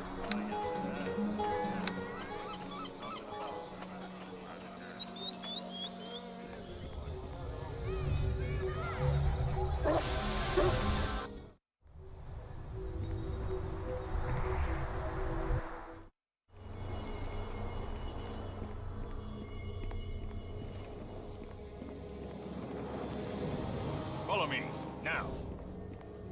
Okay, dokie. Oh, that's no fun.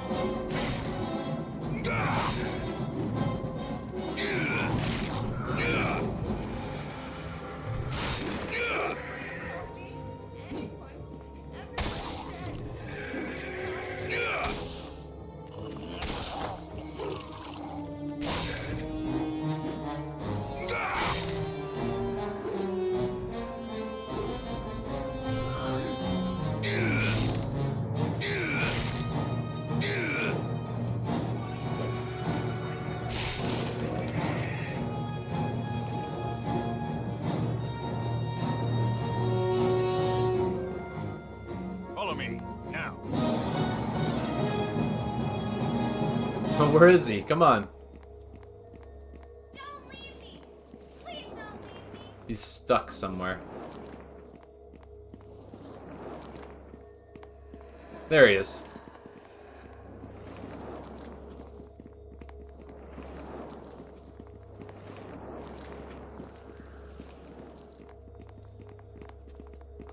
Okay, more mummies. Let's see if he can stick into the fight.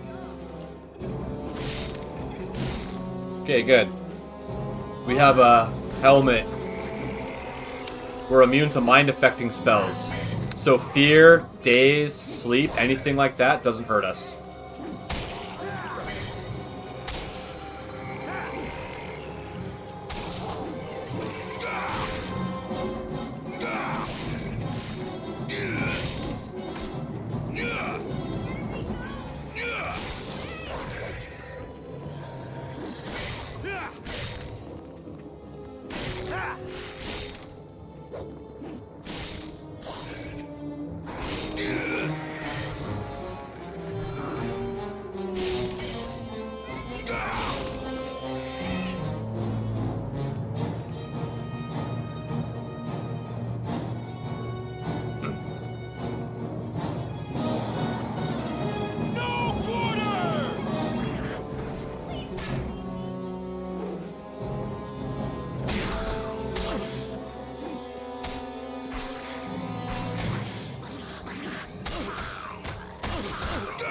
Oh, he's getting pounded.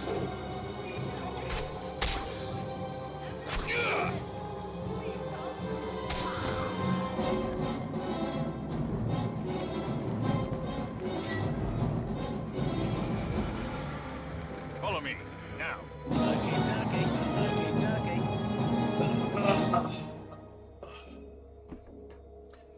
Jeez, people aren't sticking around for long, but they are checking it out, so that's cool. A torch? Wow! Journal of Quince Jarreg.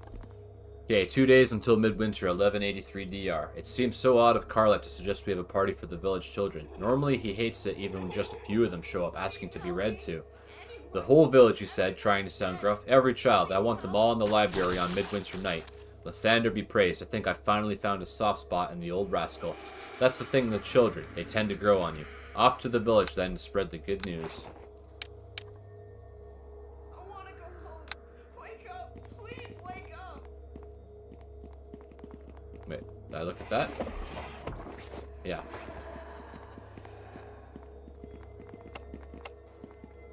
So it doesn't sound like Quint is evil.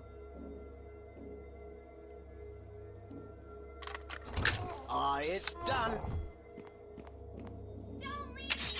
Ouch. Okay, dokie.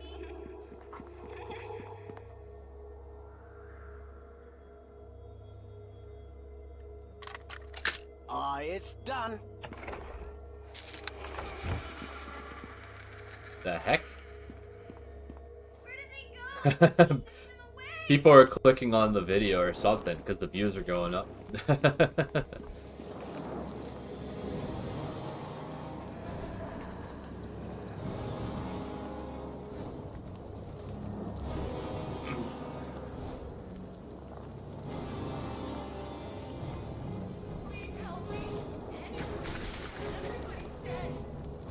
Oh, we're still technically hurt.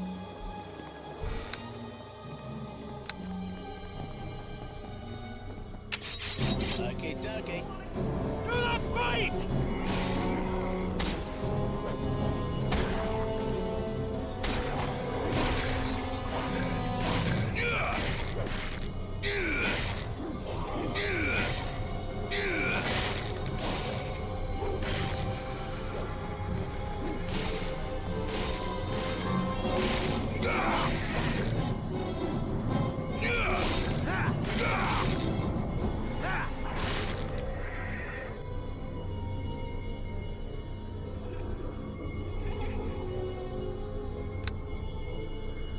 Yeah.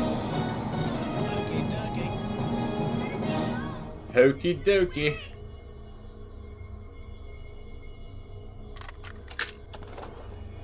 Oh, there's the Amarskin Tome of Death. So there you go, that's the last book. Okay, dokie. Wake up. Please wake up.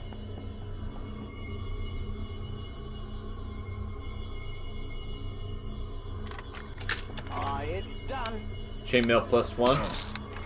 This is too much to carry. This is too much to carry. Please help me. Everybody's dead. Please help. Everyone is dead. The Kryn, Richard, and Wu Wei.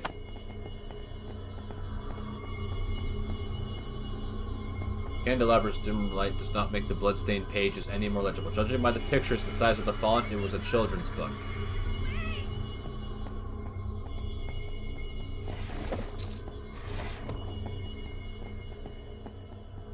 Okay, dokie. Okie dokie. Don't leave me. Please don't leave me.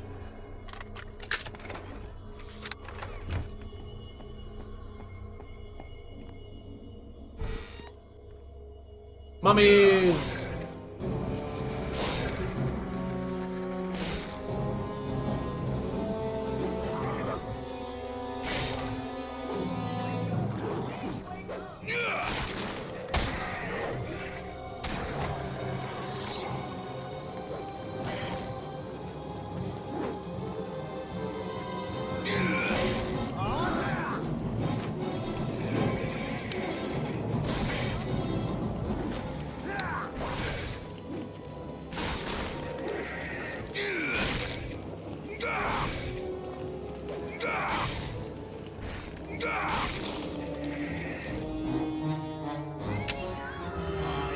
Ouch.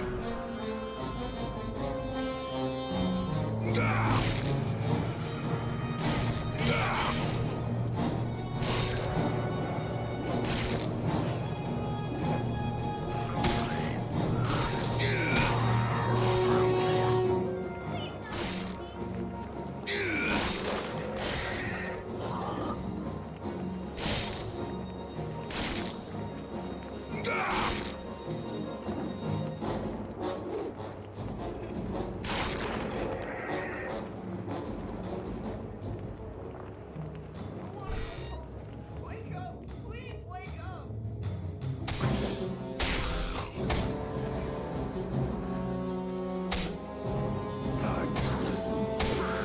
Here comes Hawking Death!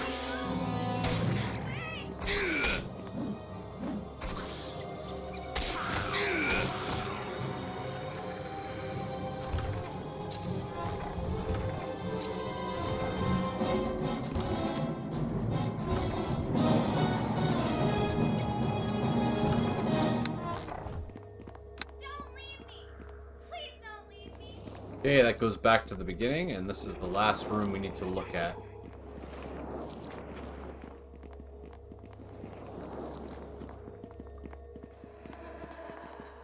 No quarter! Just save, just in case. Haven't saved in a while.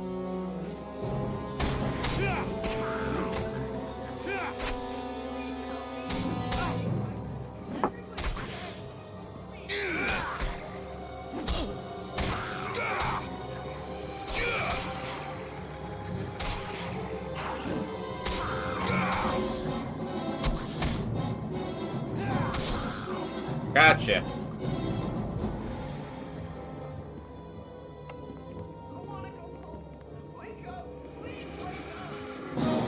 Whoop.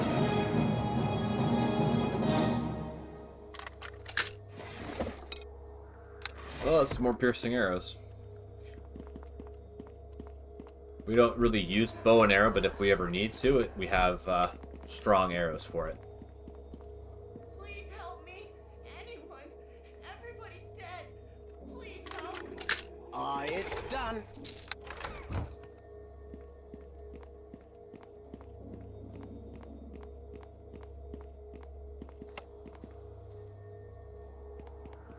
Where did they go? They took them away.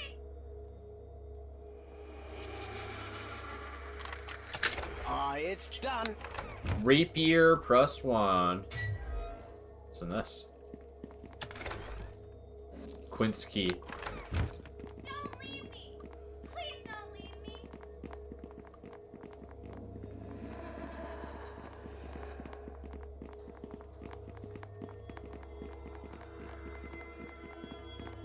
I want to go home! Wake up! Please wake up!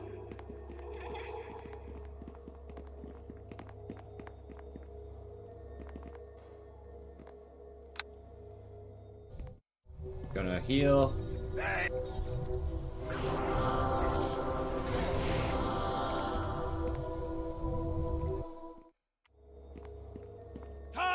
A Bodak. These guys are tough. Oh, will save versus death? Okay, if he kills me, I have something that makes me immune to death spells.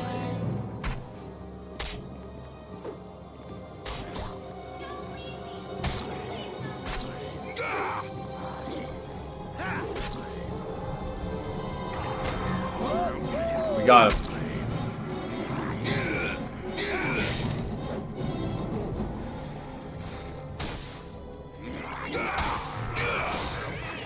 Oh, disease.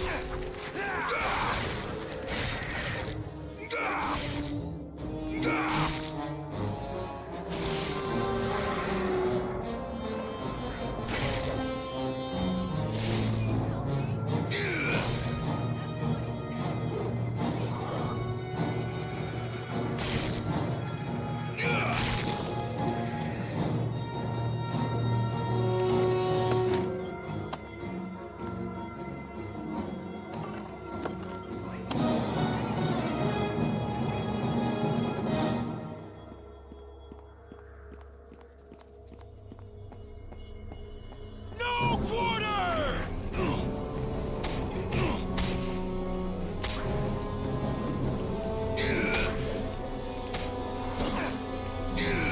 Darkness will take I love this part!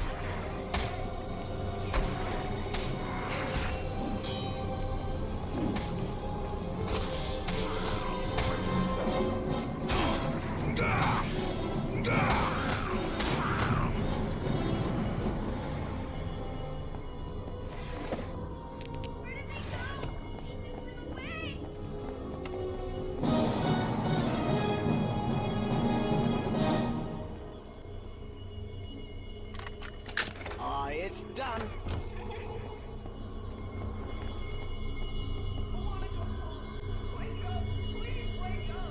Children's book, just like the other one. Okay, dokie.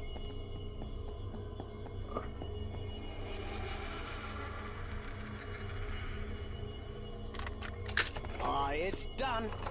Don't leave me. Please don't leave me.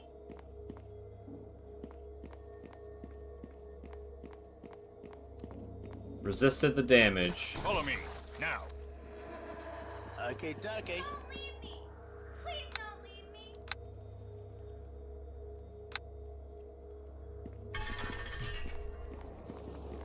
I'm gonna loot these chests first. Okay, dokie.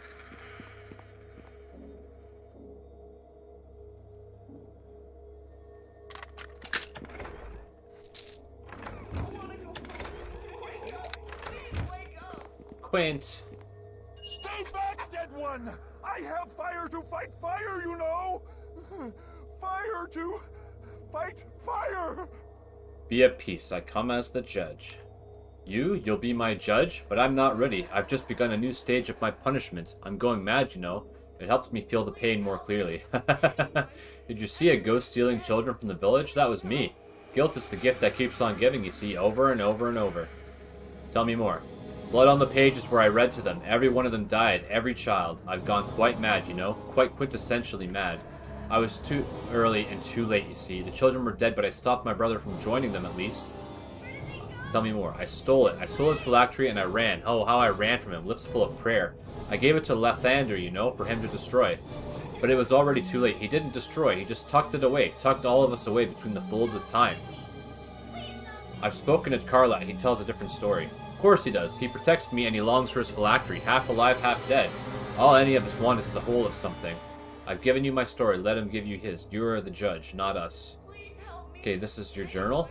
My journal? I wasn't mad back then. It was before the crime. Everything was different. What bearing could it have? It says nothing. You loved the children. I did. I read them stories, and I would laugh and play. They loved coming over here, and now they're trapped here forever. You said you thought it was going to be a party. Yes, a glorious party. No blood, no undead brother, no phylactery, no corpses. I meant well. I didn't mean for all this to happen. Okay, that's all it said. Will you give this as your written oath? Will the punishments of the abyss be harsher than here in Limbo? Will I have a retinue of demons to lash me as I walk? If so, I yearn for it. Take my written oath of every word I've uttered here. Present it to the guardian and stand in judgment. Okay, let's go.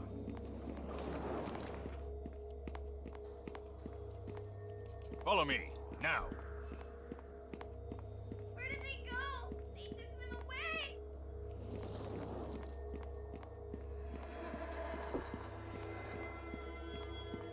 Follow me, now. Show me, are you coming?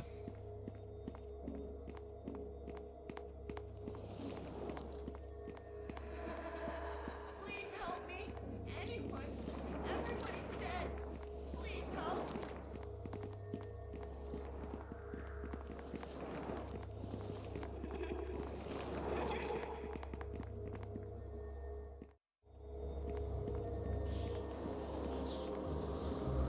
Okay. Greetings, Judge. Do you bring with you the oaths of the brothers Jarek? Yes. Which oaths do you have? Both Quince and Carlat's. Thank you. Are you ready to are you prepared to stand in judgment? Yes, I am ready. Quince and Carlat Jarek, I summon you unto the court of judgment. Greetings, Lady Guardian. Greetings, Judge. All of us with faces dour, waiting for the judgment hour. You know well the charges that the Morning Lord has brought against you. On a midwinter night long ago, the children of Charwood were brought here and slaughtered. You, the accused, have each spoken in your defense and given your written oath to the judge before you. Our souls long for rest, Lady Guardian, and our hearts for justice. Hold your tongue, Carlat Jarek. You have had your say and given your oath. That is all this court requires of you. Now it's time for that judge to decide the fate of us all. Judge, what is your ruling?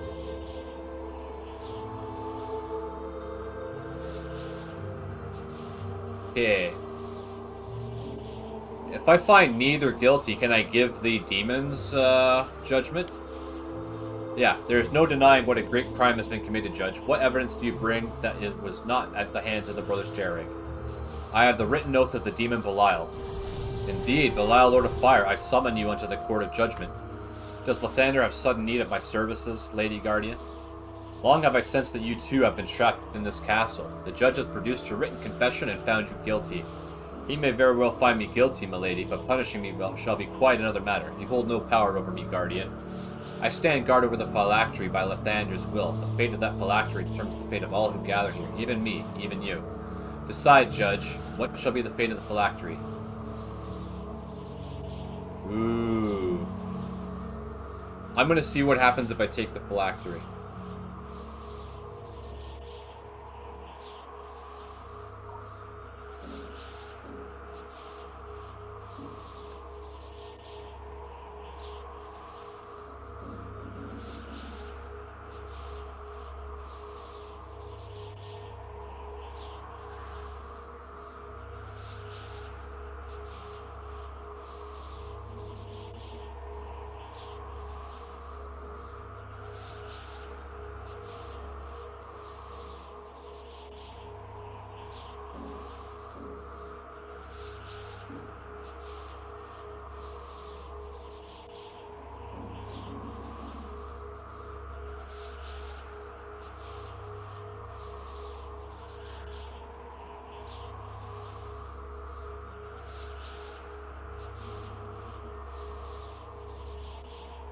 I'm gonna take it. I shall take the phylactery myself.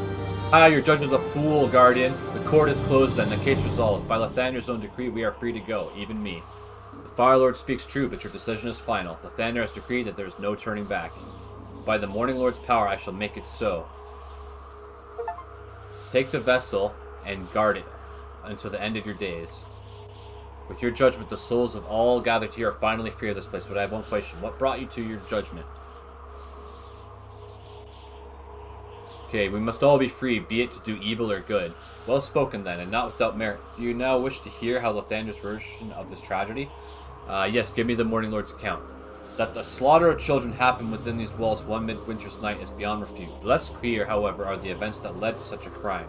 Indeed, it was Quint Jarek who gathered up the children for a party within the castle library. I did, Judge. Never will I forgive myself. Yet it was the brother Carlat who tricked him into doing so, and who cast the spell that caused the slaughter.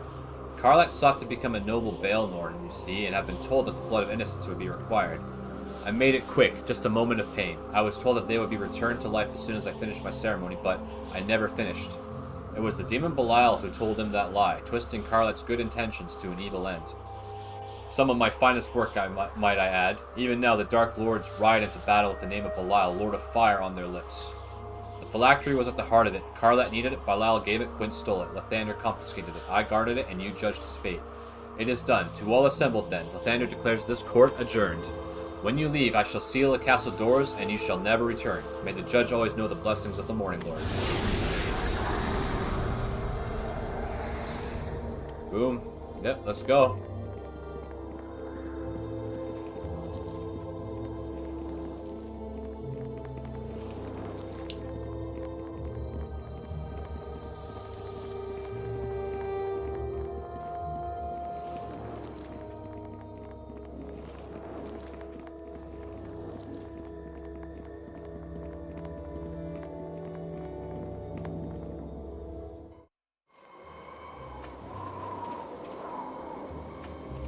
Oh, it's Mayor Mobley. Look how the light shines through the leaves again. See all you've done? I stayed behind to thank you. Is there anything else I can do for you? You have done all that we could have ever hoped. We can all rest now, all of us. We leave these woods to the animals and to you. Goodbye, Judge. You've served us well.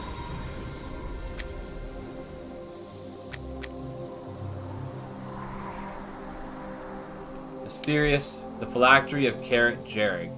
Gives you sanctuary once a day. Ooh. I don't know what Sanctuary does, but that's different.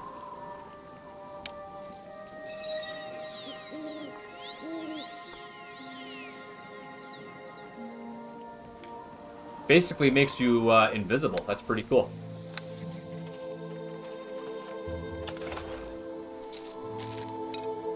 Oh, nice. Got some loot. Oh, snap. Polar bears. We need to heal before we fight those.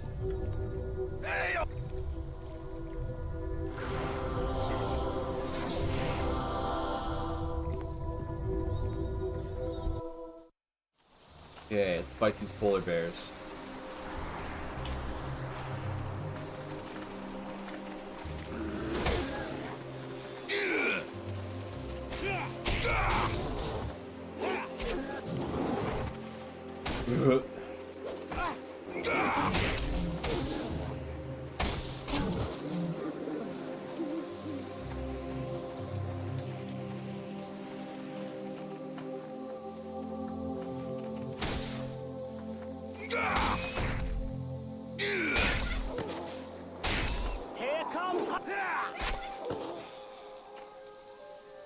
Here comes her.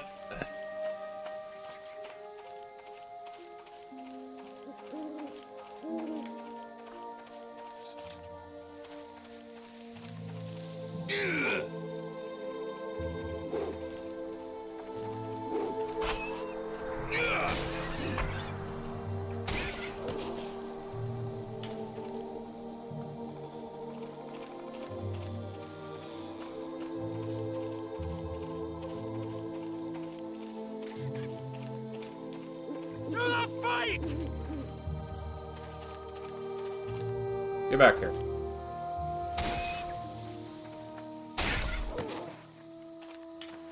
Strange man.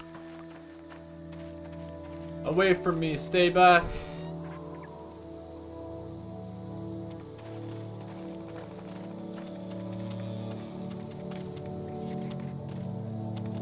What? Who are you? One of these Bacchus automatons? You may as well be dead, all of you. Soon your endless story won't matter.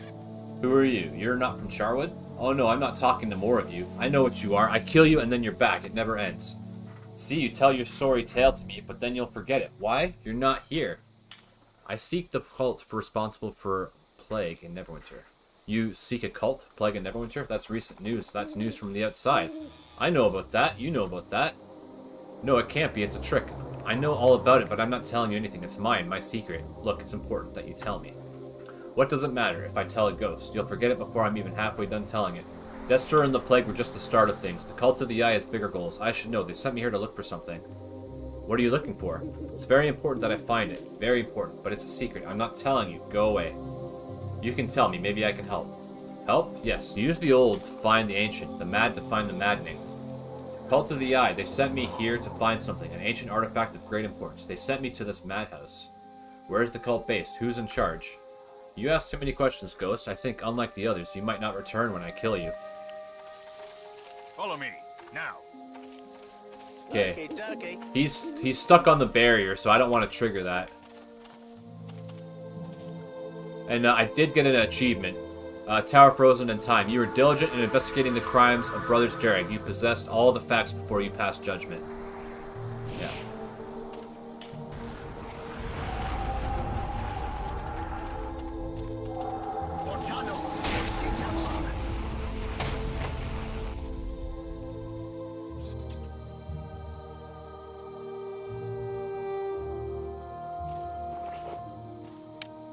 Bracers of Locking Grip.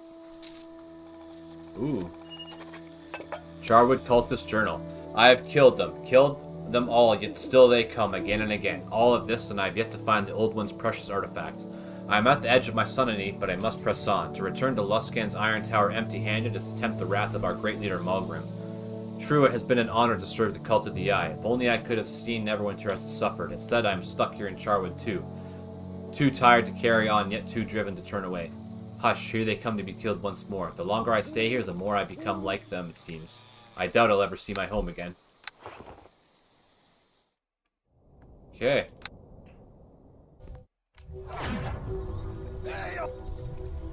We must speak of the werewolves. I've had some success in finding the boys. Okay, I found Bran. Here's his ring. Praise be to Tyr. You've done very well indeed. We are indebted to you for this. A life restored and a threat pushed aside. Okay, I found Geth. Here's his ring. Okay. I will find them.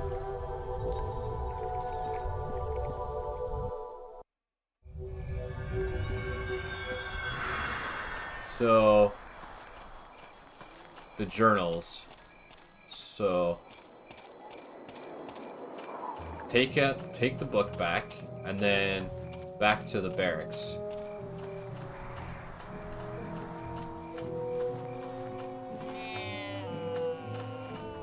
Well, hello. Okay. This should keep you quite happy indeed, don't you? Okay.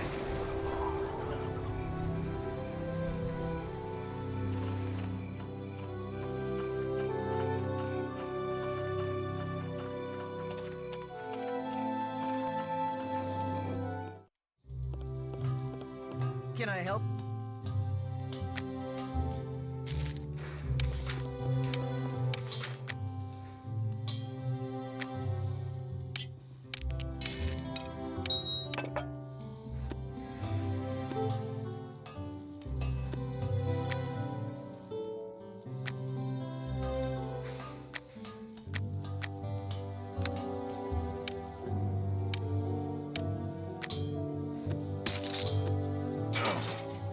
This is too much to carry. Mithril Splint Mail. We're over 100,000 gold now. Ah, jingle jingle, sell another bangle. 100,000 pennies in your pocket achievement. Nice.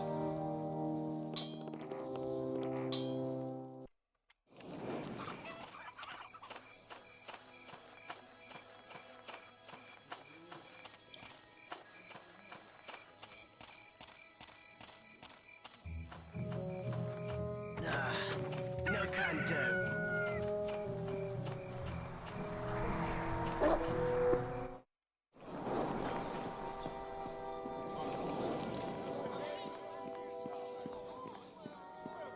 Feels good to see her.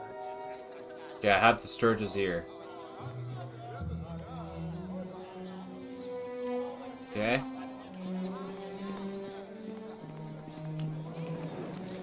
I am pleased to see that you remain safe. Have you yet discovered any new Yeah, information on the cult? located some information about the This is cult. good news. What have you discovered? Show her the letter to Neva. This Mulgrim grows desperate, I see. They fear you, and well they should. While this information you bring is incredibly valuable, it still does not tell us where the cult is based. We need that information if we are to strike at them. Fortunately, it does mention where more cultists may be found. Charwood and the Neverwinter Woods. Search those places, perhaps, for the information we seek. Have you found any other information? Here's the Charwood Cultist Journal. ravings of a madman. One has to wonder what this cult hoped to achieve in that haunted place. This information confirms it then. The cult is located within Luskin. Excellent work. You have justified Lord Nash's faith in you and more. You will need to get into Luskin and enter the host tower itself. Speak to Erin. Hopefully he will have some ideas on how you can go about this. That sounds like a dangerous task. Without a doubt. You have faced tasks of similar danger, however, and excelled. And will no doubt face much worse before this threat is ended. You did agree to aid Lord Nasher, did you not? Whatever your reasons, I find it hard to believe that you expected this to be very simple. Can I expect some help? Will you be coming with me? Both Erin and I will join you in Luskin, of course. Erin will be there to help you enter the tower. As for me, I have other plans. That sounds like a dangerous task. Without a doubt. You have faced tasks of similar danger, however, and excelled. And will no doubt face much worse before this threat is ended. You did agree to aid Lord Nasher, did you not? Whatever your reasons, I find it hard to believe that you expected this to be very simple. I'll do my Very best. well. Go and speak. She's savaging me, holy cow.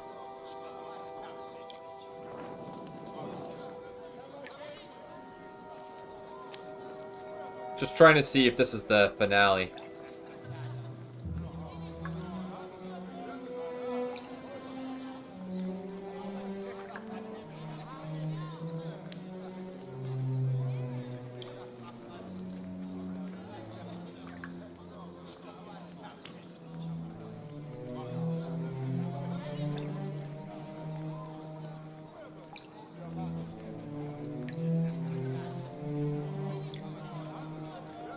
Okay, well, we need to do the werewolf.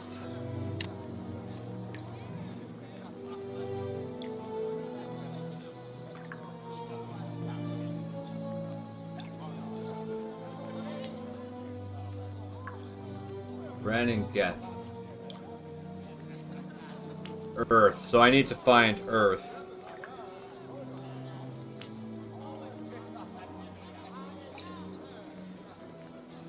The southern portion of town, you'll find a building.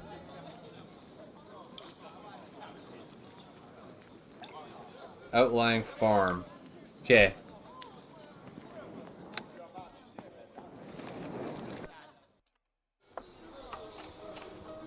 Yeah. Okay.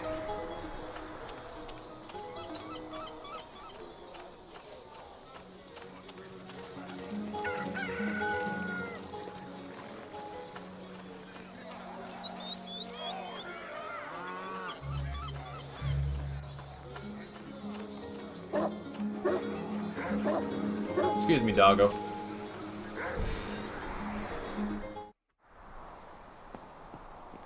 We don't want you bringing trouble in this house.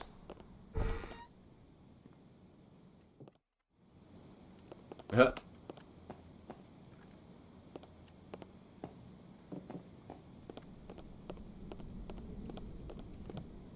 Okay, dokie.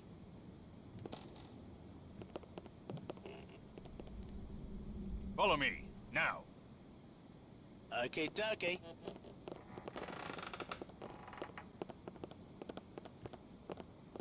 Okay, dokie.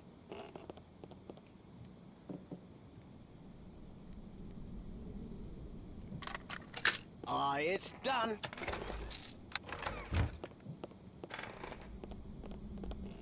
Okay. Earth.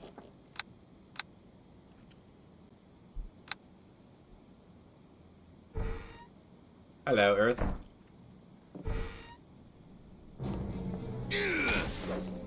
Can't control myself.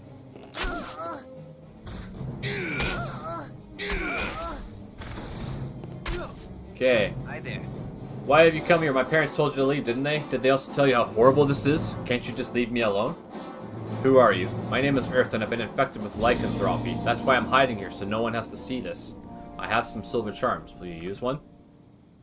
Why not just kill me outright? Why ask me to do it myself? These are cures. They'll restore you. Cures? To be honest, I'd rather die with hope than without. Give me your charm. It worked. I can feel it. Thank you so much. Here, take my ring and bring it to Nurk so he knows I'm alright. Now that this ordeal is over, I think I need a vacation. A long one. Farewell and thank you. Okay, let's go give him the ring. Hail to ye! Here is Earth. Okay, the boy's curse ended without a loss of his innocent life. All the boys have now been accounted for. It's a relief to see some measure of peace has been restored at last. Your heroism has served us well. Take this reward and my thanks. If only all of this were over with. Sir Carathis remains at large, as does the Black Wolf himself. The task yet remains to track them both, brother. You will of course be rewarded once again when this is done, I assure you. Okay.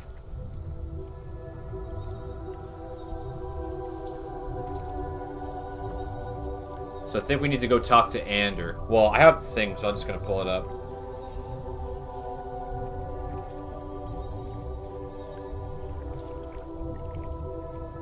Okay.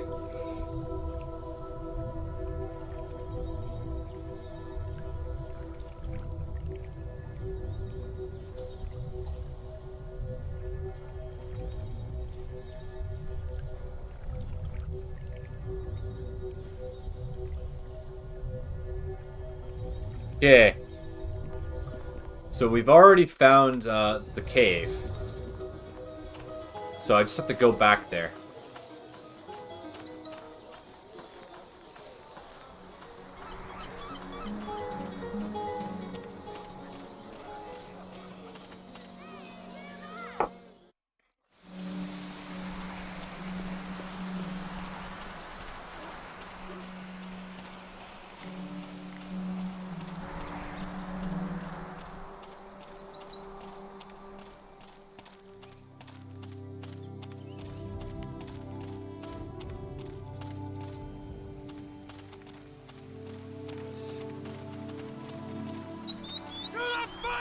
To the fight! Slay that swine.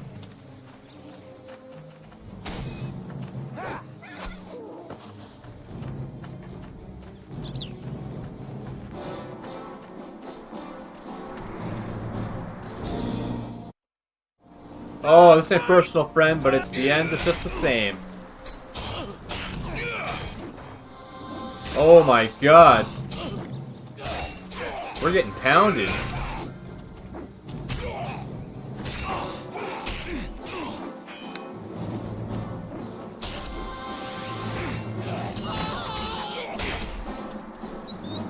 I'm gonna cheat.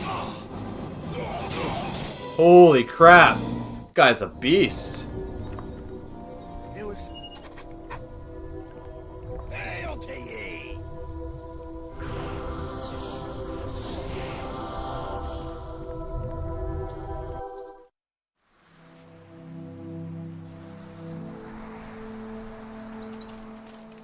Where did he go?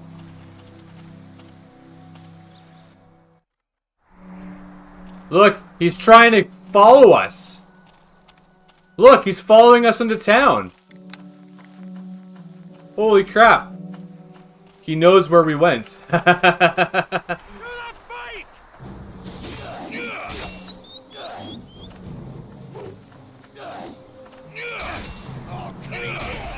Holy crap.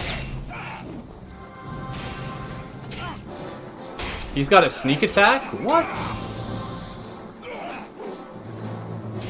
Tommy's so busy drinking potions, he's getting sneak attack after sneak attack on him. Holy cow. Dark Tongue Breakbone, what a beast. Just a regular Warhammer. That's funny.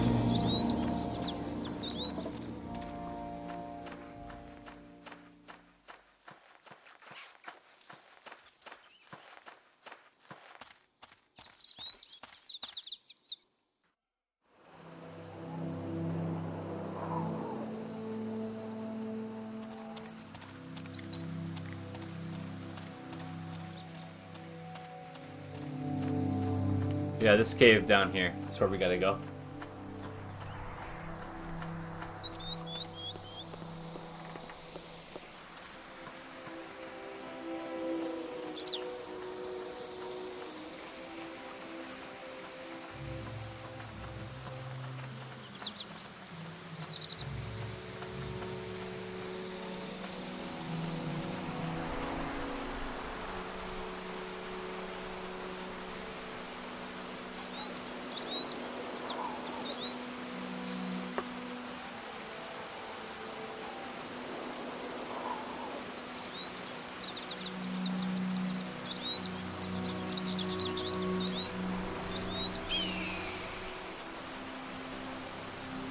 Okay, in we go.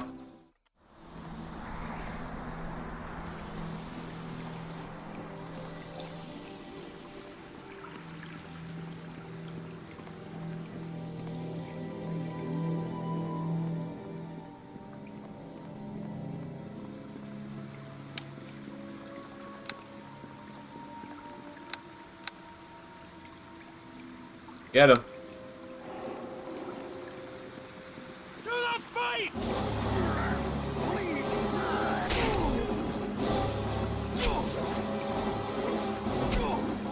Ooh, that was the big one. Whoa. 2 sneak attack criticals in a row? Holy crap.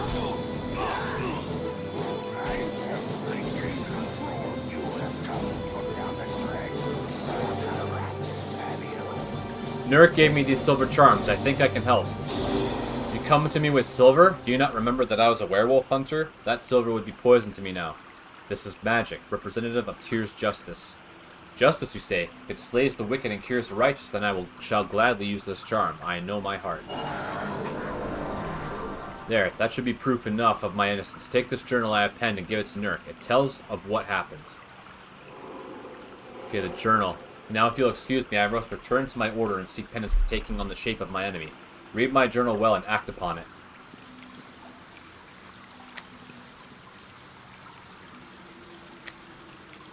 Journal of Sir Carathas Stoneheart.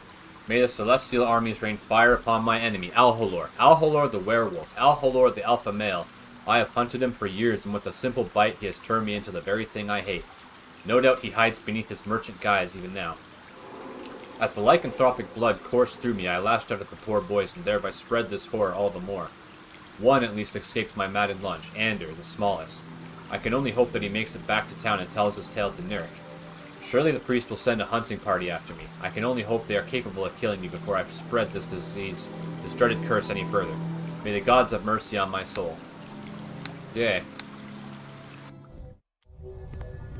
Hail to ye! My brother, word has come to us that you have found the knight Sir Carathas. Tell me, how did this meeting go? What have you learned? Have you any news for me, brother, or are you in need of something else? I know the true identity of the Black Wolf, Nurk. It is Alholor. Do you speak truly? Alholor? But he, if that is the case, I almost cannot bring myself to say this, but he needs to be destroyed. The curse of the Black Wolf must be ended so it will never be spread to innocence again. I wish I need not ask it of you, but you would seek out Alholor and do what must be done? Please, brother, do this and bring me his tooth so I will know once for all that the danger is over. Okay, I will do as you ask. I know I can trust you. Your efforts have been far beyond anything we could have hoped for. End it quickly, brother. Let Tyr guide your hand in the name of justice. Okay.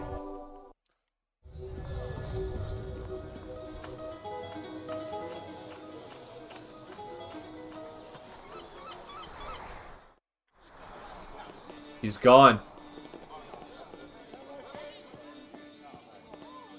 If you're looking for Alholor, he went home to get some rest. Maybe I could answer a question for you. Ander, Alholor is really that Black Wolf. What? That can't be right. Are you joking with me, sir? I'm not joking, Ander. I wanted to warn you. That's so. I don't doubt your word, though. Alholor was always a bit odd, somehow. I just never suspected. What a fool I've been. Thank you for telling me, sir. I'll definitely watch out for him. I haven't seen Alholor since he went back to his home by the pond. If you hurry, you can catch him there and kill him once and for all. Home by the pond. I think we've been into that house before.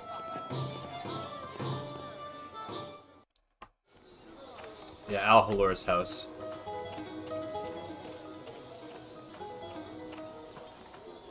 Oh, another view. Wow, and I got a like. Holy cow. Thank you. I don't know who gave me the like, but I appreciate that. And for all the views, I appreciate that too. Okay.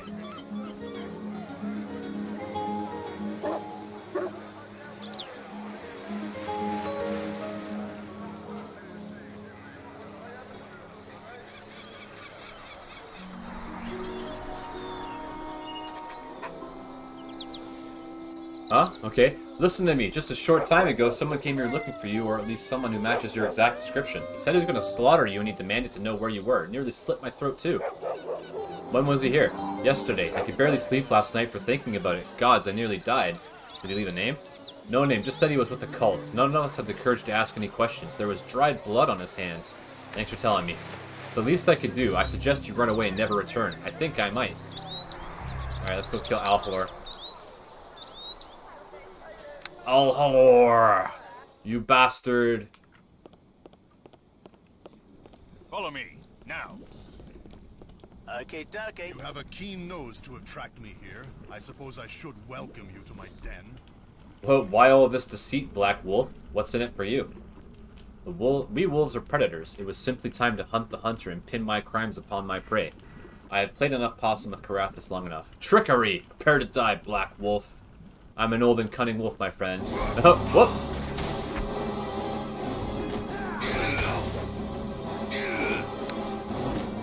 Key attack! Critical hit. Critical hit.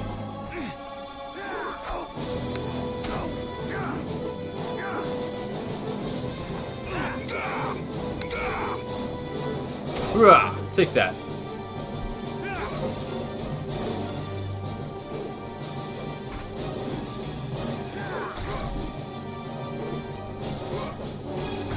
Got him. Get wrecked.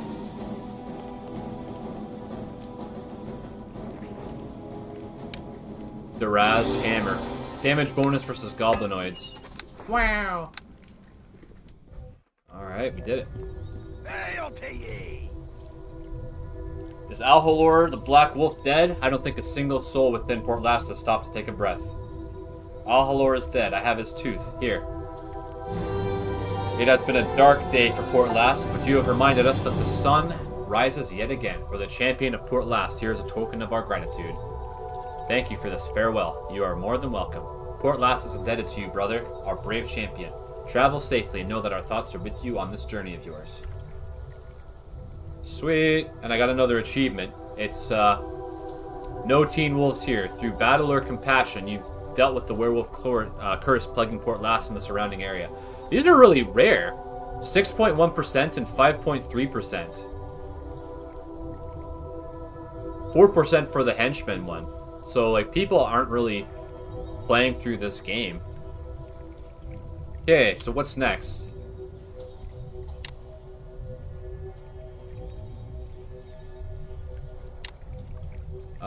Bounty hunt. 2 of the 5.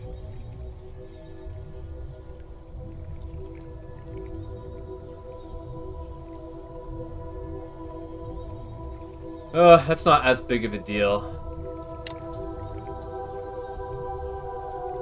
Vardock. Her half-orc named Vardock is after me. Okay, well, I think what I'll do is I'm going to go back to the tavern and we'll go through companion quests until 2 o'clock, and then I have to get off and do my Vlad episode because I'm going to a barbecue today, so I don't have as much time to play today.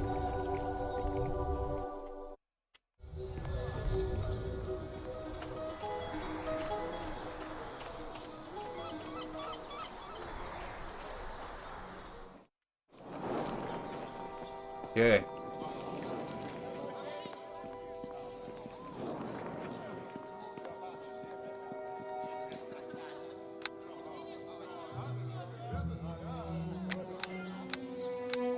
Okay. What can Tommy do for you? I just want to talk. If we're to be companions, I'd like to know more about you. Well, there's only so much you can know about me, my lord. Tommy Undergallows has to be the most famous halfling rogue in all of Calimport. That about sums it up. Oh, I've my tales of treachery and deceit, the likes of which have been told to wide-eyed little Calimshite children for many years, but I doubt you'd be interested in that. Oh, go on. You know you want to tell me. Well, let's see. Tommy's had a bunch of friends and had a bunch of enemies in his time. There's only been one who's been born, both. My arch-nemesis, Samuel Bumbleheart. Sammy and I were pals dating back to the good old days when we used to run wild through the streets as wee little urchins, stealing avocados and pinching purses. When I started to gain a bit of notoriety of my own, however, Sammy became a mite jealous, poor lad. Fame was always Sammy's thing. He'd always loved attention, ever since he did that striptease in the half-orc bar to keep from being pummeled. I've always thought he was a bit of a diva. You seem to rather enjoy the fame yourself. Nah, not so much. It's a bit hard to pick a pocket when you have 20 suspicious eyes on you. great with the lasses, though, I'll admit. Sammy was content for a while, but he'd get mad when folks always recognized me first. The guards would chase me down the street and he'd complain, why didn't they chase me? Oh, he tried to show me up as a thief. Not being very good, however, it only landed him in prison. In Kalimshan, that means you're as good as hung. I busted him out the first time, but that only embarrassed him. No good deed goes unpunished, you know, so Sammy had to take action. You'd think he'd be thankful for the help. Well, the truth is, I didn't really mean to break him out. It was an accident. The kind that brings down half the prison and causes a mass escape. Happens all the time, trust me. You don't know why Sammy was so mad. Oh, I don't know. What the heck? I read the second sentence first. He just seemed to lose it completely. All that shouting and turning red in the face. It was just so sad. After all, he'd only broken a couple of legs. He could still walk, even if it was with a limp. Could I be held completely to blame? At any rate, Sammy decided enough was enough. It was time to ruin his best pal Tommy once and for all.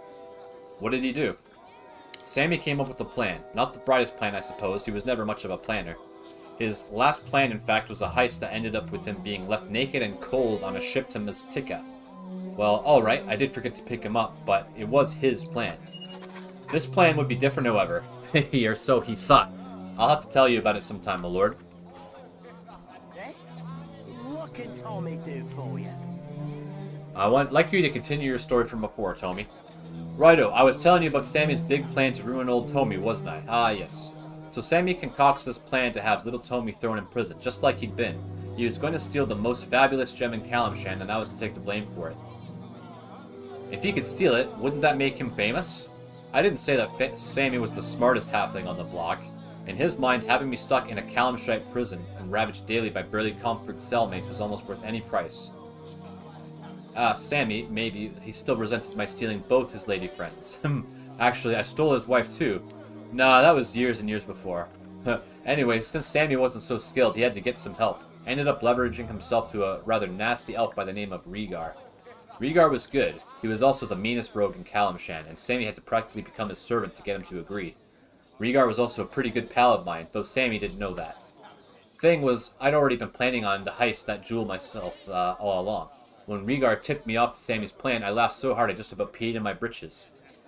So what did you do? I did the only thing I could, of course. I made a plan of my own and went ahead with the heist. Until the night of the heist, I didn't let on that I knew what Sammy was up to.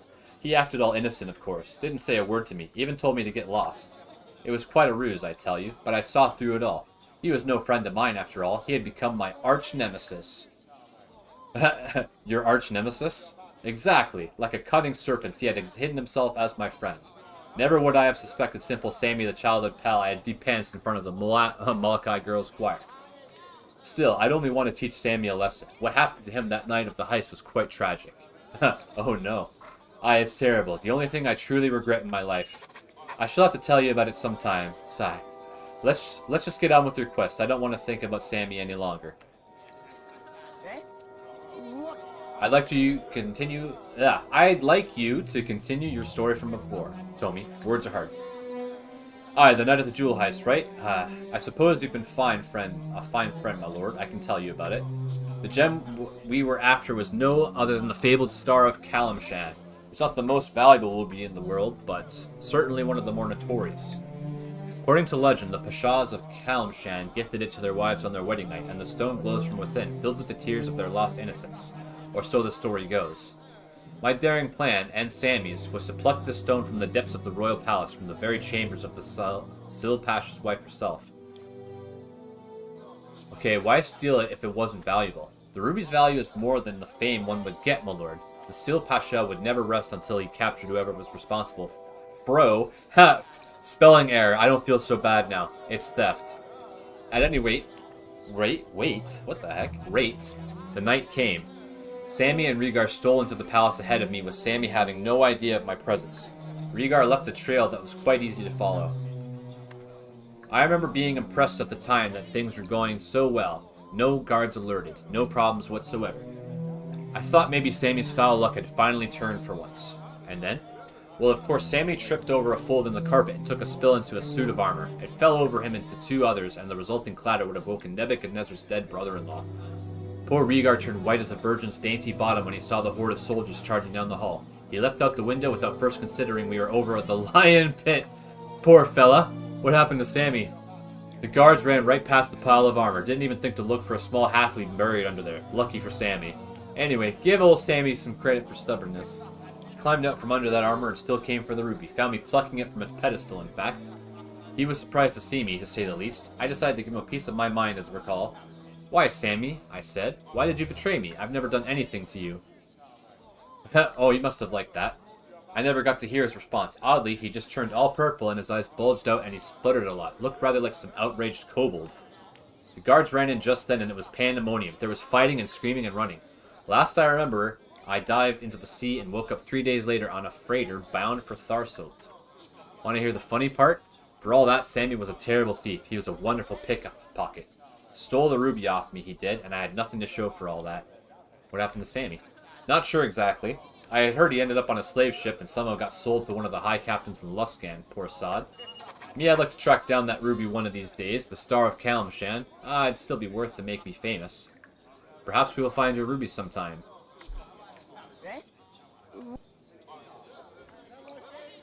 Okay, I don't have his ruby. Okay, that's fine. So I'm going to take a quick break. And I'm going to return for the rest of the companion quests.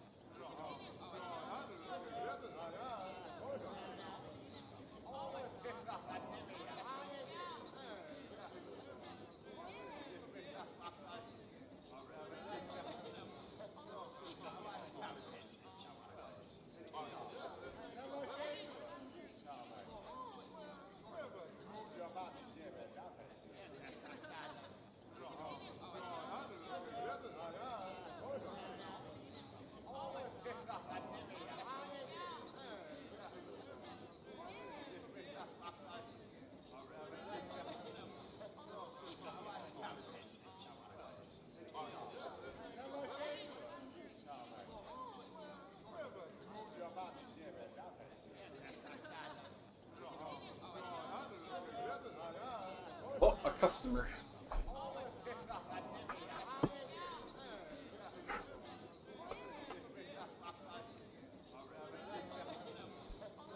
Okay, I'm back.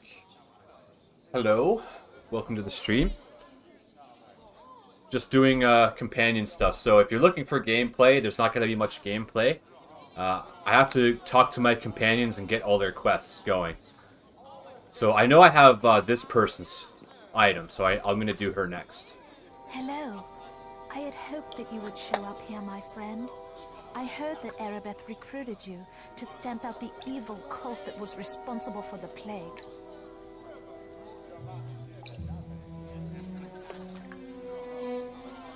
Okay, so Linu, what a pleasant surprise. I thought we had parted for good, but the goddess has her own plans that I must follow. I went back to the trade of blades to prepare myself for a journey home. I was only there for a few hours when I was approached by Lady Erebeth on behalf of Lord Nasher himself. She told me that Lord Nasher is determined to root out the cult that had brought so much suffering to the city. He has ordered all the mercenaries in Neverwinter to come to Port Last to join in the search. I was afraid I might have missed you while I was changing my clothes. Changing her clothes? Oh, when I came in here, a waitress spilled some drinks. She soaked your clothes? Well, no. I bumped into her, and when the drinks crashed down, I leapt backwards into a dwarf, knocking over his ale and stew. So that messed you up? No. The food and drinks landed on the floor, but the dwarf crashed into a half-orc, costing the knife he was eating with to slice open his cheek. That's when the brawl started. And you wrecked your outfit in the brawl? I managed to stay out of the brawl, hiding under the table and feeling awfully guilty. When the fight was over, I felt I should help clean up the mess. So you got dirty cleaning up? No, I wore an apron and managed to stay clean. Then I stepped outside for a breath of fresh air and slipped in a mud puddle. So then I had to go for a change. Why didn't you just tell me you slipped in a mud puddle from the start? I didn't want you to think I was clumsy. I'm waiting here at the orders of Lady Erebeth. I often am in need of a skilled healer. Join me. It would be a great pleasure. I look forward to our adventures together. I will follow you and perform the best of my abilities according to the other orders you have given me. Anytime you wish to issue new orders, you only have to speak to me again. Okay. Hey there, dear. What can I do for you? Alright, there's going to be a lot of reading. I just want to talk for a while. I love chatting with you, but don't you think we should focus on our mission right now? Tell me, how do you like being an adventurer? I always wanted to be an adventurer, Trelladero. I have a natural curiosity about everything, and I wanted to experience the things I read in books.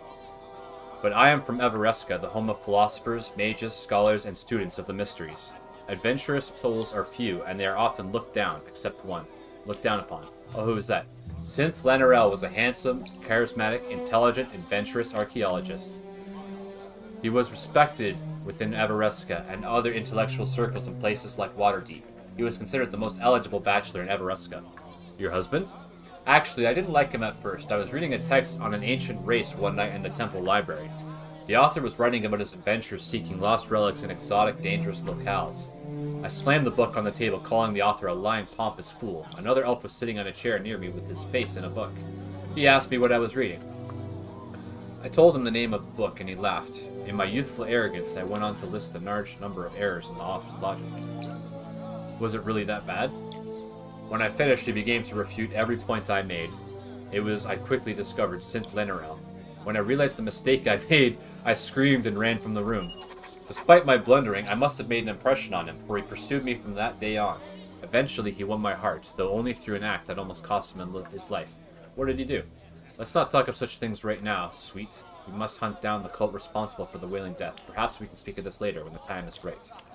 So one thing... Okay, I have Linu's token. So I need to make some space.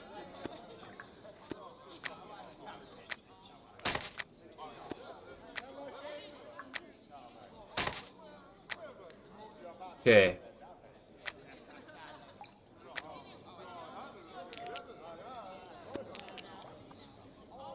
Let's continue. Hey there, dear. What can I do for you? I'd like you to tell me more of your story. You want to know how Synth won my heart? I guess I could tell you about it. I couldn't face Synth since our embarrassing encounter. I had decided never to be near him again. Easier said than done when dealing with a daring adventurer. One night he scaled the 10-story window of my parents' home and climbed in through the window. 10-story wall? Your parents must be rich. Well, it's not 10 stories anymore. Not since the explosion, but that's a different story and not one I want to get into. As he began to quietly serenade me, I sat bolt upright in bed and opened my mouth to scream. He jumped toward me to quiet me, but I didn't know it was him, so I brought my foot up and kicked him in the jaw. He stumbled backwards out onto the balcony. I leapt up to continue my attack, but when I got to the balcony, I saw his face in the moonlight. He was holding his jaw, his face wrinkled in pain. You mean you broke his jaw? I just bruised him, but it must have hurt a lot because when I realized that what I had done, I moved to help him and he must have thought I was attacking again. He leapt over the edge of the balcony since he didn't want to have hurt me. whoops, to have to hurt me. Too many words. To stop me, or so he said later. I thought he would fall and kill himself, so I ran over to stop him. He grabbed the edge of the balcony floor between the rails and was trying to swing towards the lower terrace. I didn't see his fingers, though. Tell me you didn't. I stepped right on his right hand, causing it to slip off the edge. He managed to hang on with his left hand, though. Fearing he would die, I called on to Sehianin for the strength to save him. I felt power flow into my muscles, and I reached over the edge, grabbing his hand. I heard a loud popping noise and hauled him over the wall, dislocated shoulder and all. I don't think he was terribly thankful at first. He just lay on the balcony trying to hold his shoulder and rub his jaw. I was trying to apologize, but he just kept begging me not to touch him.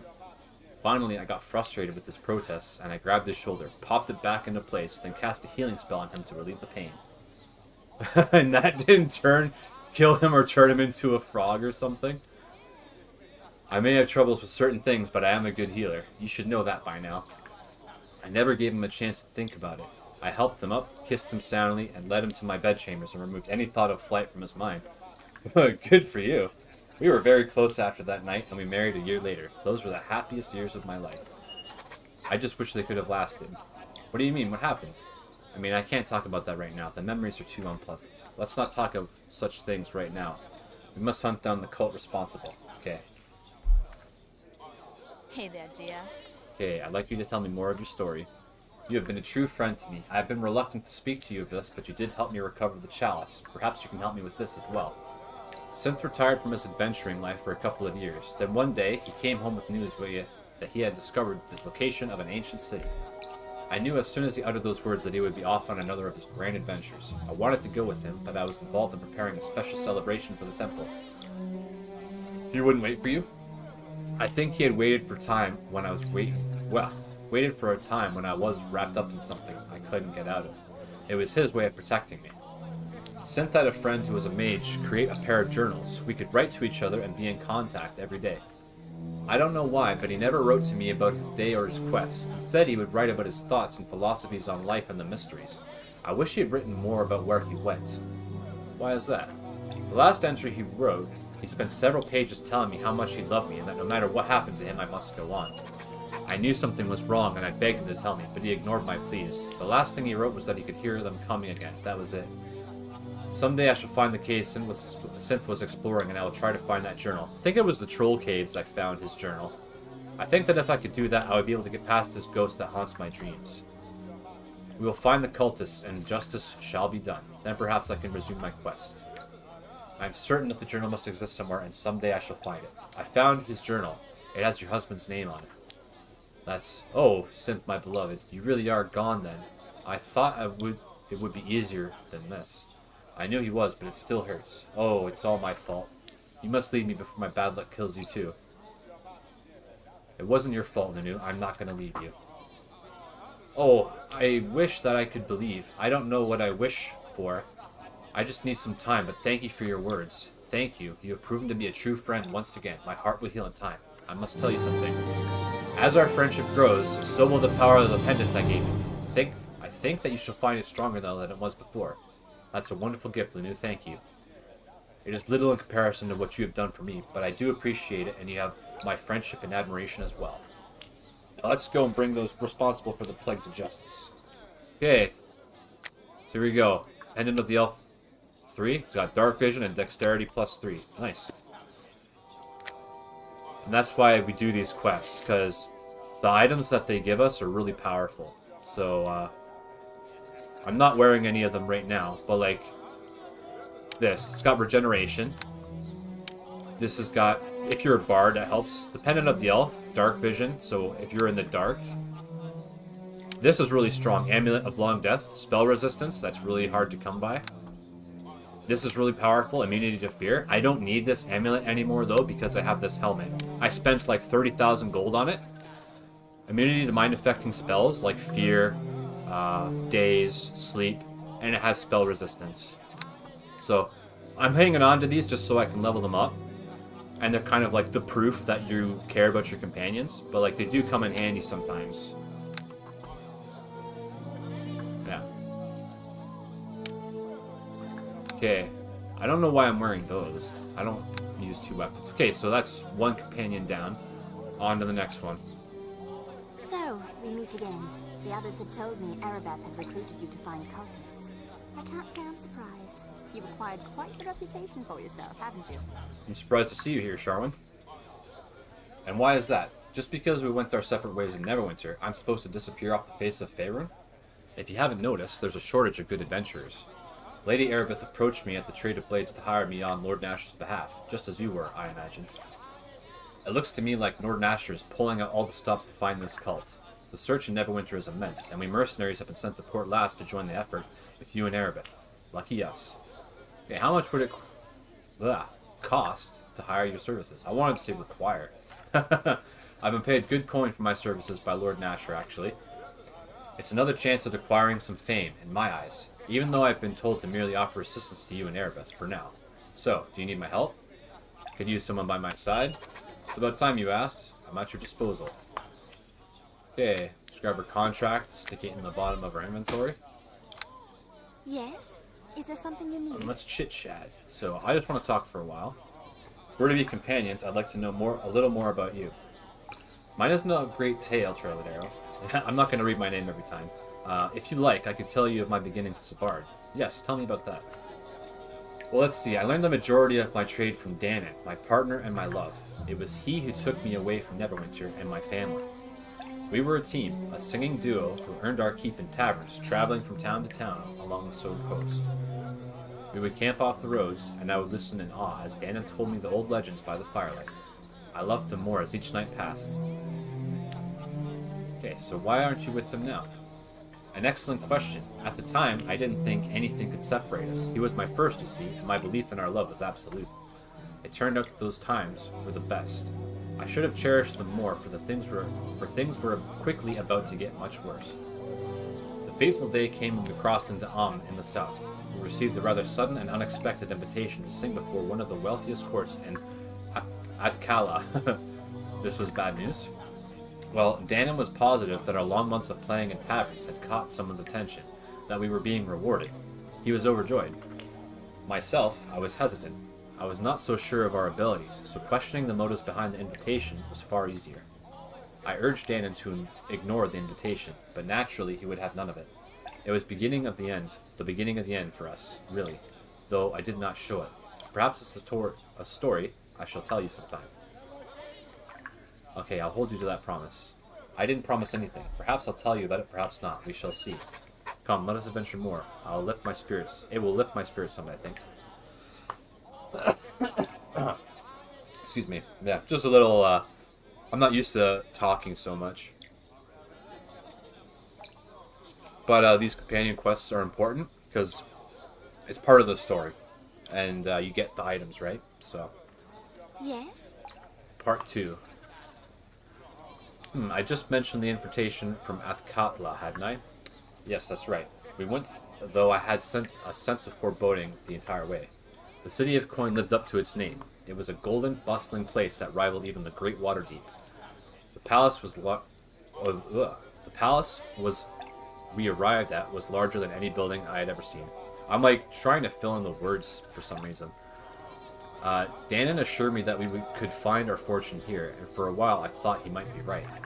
We were to play before the fabulously wealthy lord and Lady Onaris, and all seemed well. Athkala is a dangerous place, I hear.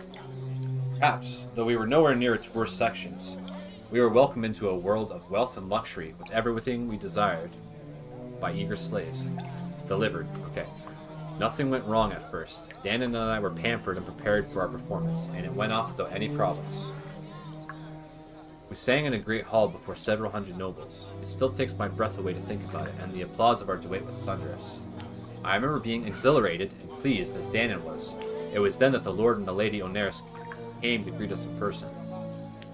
Lord Onaris was fat and a simple man, who seemed bored. The lady, however, she was an exotic beauty, violet eyes, elfin features, an astounding gown. Every man watched as she passed. You're not exactly a hobgoblin, Charwood.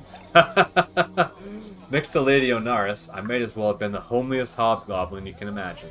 She had a presence, and Danon noticed it too. Of course I asked why we were invited. Lady Oneris ignored me and fawned over Danon, saying how she had spotted him in a lovely tavern in Baragos and had wanted to meet him. I had been in Baragos too, of course, but I was completely ignored. She cooed over Danon, and he was flushed with pleasure at the attention. He agreed readily to a year-long contract to perform. Uh-oh. Of course, I was not happy about it. Danon calmed me later and assured me there was nothing to worry about. Nothing could have been further from the truth. Oldest story in the book. Perhaps, perhaps not. I fought for Danon, but things weren't as they seemed. This is a tale I'll continue another time, however. I tire of thinking about Danon. Let's do something else. Okay, part 3. Yes? Is there something you need? I'd like you to continue your story from before. Very well. I had already told you that we'd met Lady Oneris, correct? That she fawned all over Danon, but he'd assured me there was nothing to fear? Well, we were bound by contract now to perform, so we did. We did so well, too. It was not long before we the toast of Acthala, praised by the Lord and Lady Oneris at every turn. Nobles showered us with attention and gifts at every turn. Everyone wanted us to perform for them next. I was a bit dazzled by it all, but also concerned. Lady Oneris continued to lavish attention on Danon. She called him to private performances without me, and he was spellbound, despite my efforts to distract him. Why were they having an affair? I prayed that it was not so. I suspected, but could prove nothing. The servants were too good at misdirecting me, subtly keeping me from interrupting their privacy. Desperate and angry, I accused Danon of succumbing to her lust. He denied it angrily, and I believed him almost. What did you do? After one of our largest concerts, I followed Danon as he left the stage. I used what magic I knew to disguise myself, avoiding the servants and keeping pace with them. I felt terribly guilty for the deception, hoping against hope that my suspicions were for naught. Of course I was disappointed. I watched invisibly as Danon made his rendezvous with Lady Oneris, laying fevered kisses upon her and saying how every minute they were apart was excruciating to him. Why did they bother to keep it secret from you? Don't be foolish, they weren't keeping a secret from me, they were keeping a secret from Lord Oneris. He likely could have cared less, but appearances had to be maintained. In my shock, I must have dropped my spell, for the Lady Oneris spotted me. She did not care. She only laughed lightly and pointed me out to Danon. He merely looked at me and smiled. I merely stood there dumbfounded as Danon called me a foolish little girl. Pathetic, even. Not only did he prefer Lady Oneris, but he had never loved me. I fled, their mocking laughter ringing in my ears. I fled them. I fled Athkatla, and I've never been back. That's horrible, Charwood. Yes. I was devastated. I had left the security of my family to make Danon my world, and it had crumbled around me. As I said, however, things were not as they seemed. I found out much later that Lady Oneris' beauty was the result of an enchantment, a glamour. She had spellbound Danon in the literal sense. I have also discovered that a lock of Nymph's hair, yeah, I have that, will break her spell. Danon will be released, and her glamour will end. She will revert to her natural appearance, old and fat, so I hear. Are you sure Danon is still with her? Yes, so the story goes, at any rate. He has been a famous bard in Athkatla for years, and she is still his patron. A fairy tale that will end one day. Everyone perhaps should be allowed their little illusions, perhaps. I admit it would give me some small satisfaction to remove her spell once for all. And it will take finding that Nymph's hair. One day, perhaps, I shall discover some. I believe I have a lock of Nymph's hair here. That's Nymph's hair, isn't it? You are a marvel. Danon will be freed and Lady Oneris revealed for the fat old woman she is. Or is that what I want? I have been looking forward to this for some time, but I fail to feel any excitement for it. Danon should be free from the spell at least, no? The spell may have worn off, and maybe it wasn't really his choice, but what if it wasn't? I suppose I owe him that much at least. Thank you. I wish I had something more to thank you with. Maybe we'll think of something later. Let's go, shall we? Okay, that's another one done. Charisma +3, you know, if you really need it, it's there. Okay. Grimna. Hello, Grimna. We meet again. I taste a storm of slaughter on the air. Vegeta! I'm not surprised to find you here at the center of the whirlwind. Reap the whirlwind! Yep. What are you doing here, Grimna? When we parted ways, I meant to return to my order, but I bowed to the Silent Lord and I discovered I could best serve his will by staying in Neverwinter for the time being. I am eager to find and slaughter those who unleashed the wailing death upon Neverwinter. Thousands were taken by disease, their essence stolen from the grasp of true death. That was why I answered Lord Nashor's desperate call for mercenaries to come to Port Last. He is also anxious to root out those behind the wailing death. So you were conscripted into service by Erebeth. When Erebeth recruited the mercenaries, we were all paid in advance for our services. That I can hear that flame like right in my ear. I'm going to move this camera a bit. Okay. All paid in advance for our services. Well paid. Lord Nashor is sparing no expense in tracking down these cultists.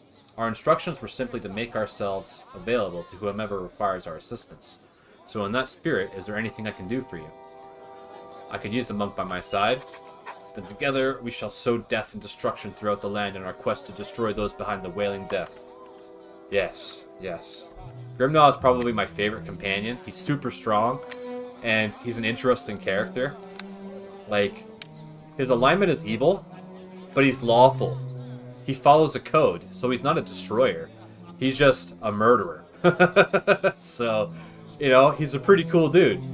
And he's got 25 AC. He has spell resist, spell immunity. What? He's got spell immunity already? Yeah, so he's a really good companion. But I always use Tomi because he picks locks. But if you need someone for a fight, like if you're a spellcaster, this is the guy you want by your side.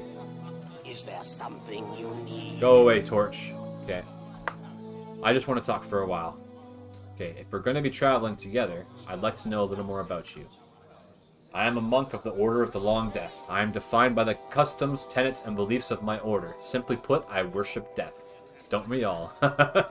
It's true. We worship death. So understand, I care nothing for the petty gods who squabble over and lay claim to death's portfolio, for I serve death itself, the silent lord who rules us all. Tell me more about your order, Grimnaw. Oh, no, is your order evil, Grimnaw? There are some who call us evil, but for they fear the pain and death we spread, but we transcend morality. Death is not good or evil. It simply is. It is final, undeniable, and perfect. We of the Long Death train, study, and serve our masters. We strive to transcend the earthly world through the mental discipline and philosophical understanding of death. We worship the very essence of Silent Lord, and we honor the tools that prepare us all for our inevitable, inescapable end: pain, suffering, torment, agony. Our beliefs are difficult for most to accept, and the Order of the Long Death has many powerful enemies. You worship death. It's no wonder you have enemies. Our embrace of the Silent Lord has brought us into conflict with many who do not understand the beauty of death. Many fear their mortal end. For most, we will simply use pain, anguish, torture, and suffering to release them from this fear. We will prepare them for the cold embrace of the Silent Lord. But there are some who go to the extremes to avoid their fate. They use foul rituals and dark necromancy to deny the Silent Lord that which is his due. You're talking about the undead, right? Liches and zombies and the like? The undead are a foul abomination, a denial of the natural order. We of the Long Death are in constant conflict with necromancers and their minions. I have seen firsthand the horrors of the war with the undead, Trollodero. What do you mean? This is not the time to speak of such things. We must focus on rooting out the cult responsible for the Wailing Death. Perhaps we can speak of this later when the time is right. I think I have a mummified hand. I think that's what he needs. Is there something? Go away, Torch. Okay. So, I'd like you to continue your story from before. Earlier, I mentioned my order's hatred of the abomination that is undeath, and I hinted at my own experience in battling such evil. I am not eager to dredge up those memories, but if we are to stand together, you deserve to hear the tale. Shortly after I had come to join the Order of the Long Death, one of my fellow monks returned to the monastery with ill news. He had discovered the lair of a powerful lich. Our service to the Silent Lord demands that we destroy such an affront to death, so we marched forth to destroy the foul creature and end its unholy existence. I myself never faced the Lich in battle, but I was one of the many assigned to the task of destroying the Lich's zombie and skeleton servants. Never have I felt such revulsion or terror during battle. What was so scary about zombies and skeletons? They aren't so tough. There is beauty in death. The exquisite agony of a mangled soldier's screams well up into a glorious crescendo before ending on a single perfect note of eternal silence. The writhing torment of a flailing body is transformed into the magnificent truth of a frozen corpse, forever stilled. But when a corpse is not still, when the dead continue to shamble and stumble forward, in a gross caricature of living flesh, where is death's beauty then? I didn't realize you were so squeamish. My order killed scores of zombies in the crypt that day. Their bodies disintegrated beneath my blows in a shower of rotting flesh, yet they pressed inexorably forward. But the true horror has yet to come. From the back of the tomb where the highest-ranking monks of the order battled the Lich herself, waves of dark necromancy spilled out over the battlefield. Several of my companions had fallen during the battle, and as the foul spill touched their corpses, they clambered to their feet, zombies under the will of the enemy we sought to destroy. You mean you had to kill some of your own companions? We do not fear death, and had I been able to bring the Silent Lord's touch to my fallen comrades, I would not have felt such revulsion at this memory. But a zombie has no mind, it feels nothing. The pain that purifies and prepares us for death has no effect on such creatures. The understanding that comes during the moment of death is forever denied to such creatures. I destroyed the animated lumps of flesh that were once my brothers and sisters in the Order, but I could not truly kill them. The undead can never be given such release. What about the Lich? The Lich was destroyed, as were all its minions. We burned its lair, setting fire to the crypt so that the dark magic might be cleansed from a sacred place of death. But even though we were ultimately victorious, the cost was terrible. The horror of the battle haunts me still, as does the fate of my fallen brothers and sisters from the Order. I'm sorry for what happened to the other monks of your Order, Grimnock. I thank you for your words, though I doubt you truly understand. You bring death and destruction, but you do not understand it as we. You do not understand it as we of the Long Death. The true horror of what happened to my brothers and sisters is too terrible to comprehend, but I have vowed to free them from the torment of their own death. How do you plan to do that? You are a servant of the Silent Lord. You bring death and pain to the world, yet even so, you are not a member of the Long Death. My Order has secrets I'm not ready to share with you. This is not the time to speak of such things. Okay. Part 3. Okay.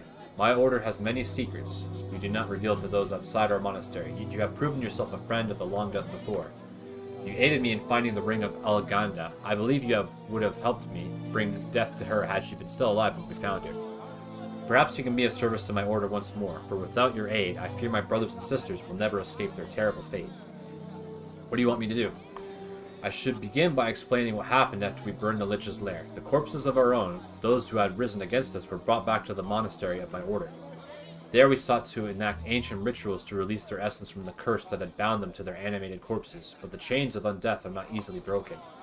The ancient rituals require rare components, so we had many casualties. A few we were able to save, but the others remained trapped in undeath until we could find more of the necessary components for the ritual. So what kind of components are you looking for? The components must come from the crypt of a powerful undead monster, but it must be something that has not yet been tainted by the creature's necromancy. For example, we would require the preserved hand from an inanimate corpse within a mummy's crypt. Only the power of such an item can release the essence of my brothers and sisters into the grasp of the Silent Lord. I will not abandon the search for the cultist behind the plague. I have pledged to aid you in destroying those who release the foul taint of the Wailing Death. During our mission, I will not give up my search for the mummified hand of an inanimate corpse that can release my brethren from undeath. I have a mummified hand here. What will this do? Oh, I just leveled up. Let me see. Yes, this may work. The taint of undeath has not yet contaminated the desiccated flesh of this limb. Look at this severed hand. See how the withered flesh has grown so tight and thin it exposes the delicate perfection of the bones beneath? Isn't it beautiful? I thank you for this. On behalf of the Lord of the Long Death, I have no reward to give you save the blessing of my Order. The reward you offer is greater than you know, Grimnock. You will find that the blessing has enhanced the properties of the amulet I gave you when you found Eleganda's ring for me. Once again, I thank you. Now let us return to the task at hand. Those behind the Wailing Death must be dealt with. Okay, let's level up. Getting another attribute point.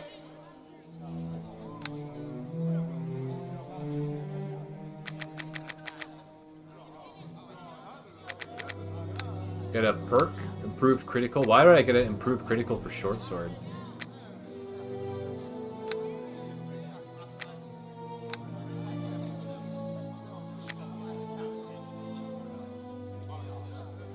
Blind fight would probably be good.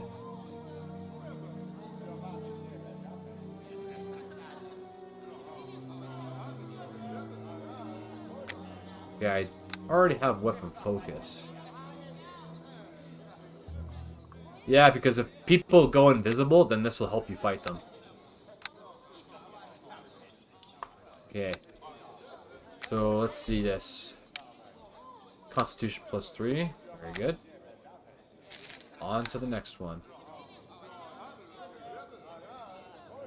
Okay. Dalen time. I'm gonna save.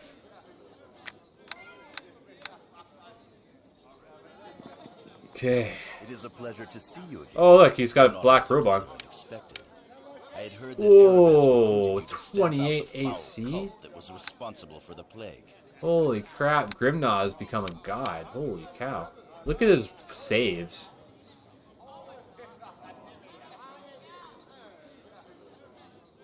He's got a dice roll for cold damage now. Yeah, he is really strong. I'm surprised to see you here, Dalen. I know we went our separate ways, but it seems the gods have seen fit to bring us together once more. After we parted ways in Neverwinter, I returned to the trade of blades to offer my skills for hire. It was there I was approached by Lady Erebeth on behalf of Lord Nasher himself. It seems Lord Nasher is determined to root out the cult that brought so much suffering to his city. He has ordered all the mercenaries in Neverwinter to come to Port Last to join in the search. Okay, how much would it cost to hire your services? When Erebeth recruited the mercenaries, we were all paid in advance for our services. Well paid. Lord Nasher is sparing no expense in tracking down these cultists. Our instructions were simply to make ourselves available to whomever requires our assistance. So in that spirit, is there anything I can do for you? I could use a good fighter by my side. I would be honored to join my blade to your cause. Yes?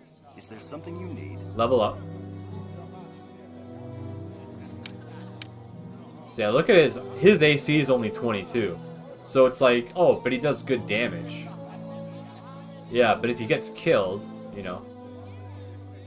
He's tough, but he's not as tough as me. He's only got 14 constitution. So that's why I think Grimnaw is a better companion. Because even though he doesn't get 2 attack, like an extra attack, he has high AC, so he's really tanky. But Dalen's a cool character. Yes? Is there something you need? I just want to talk for a while. Okay. I'm gonna blow my nose.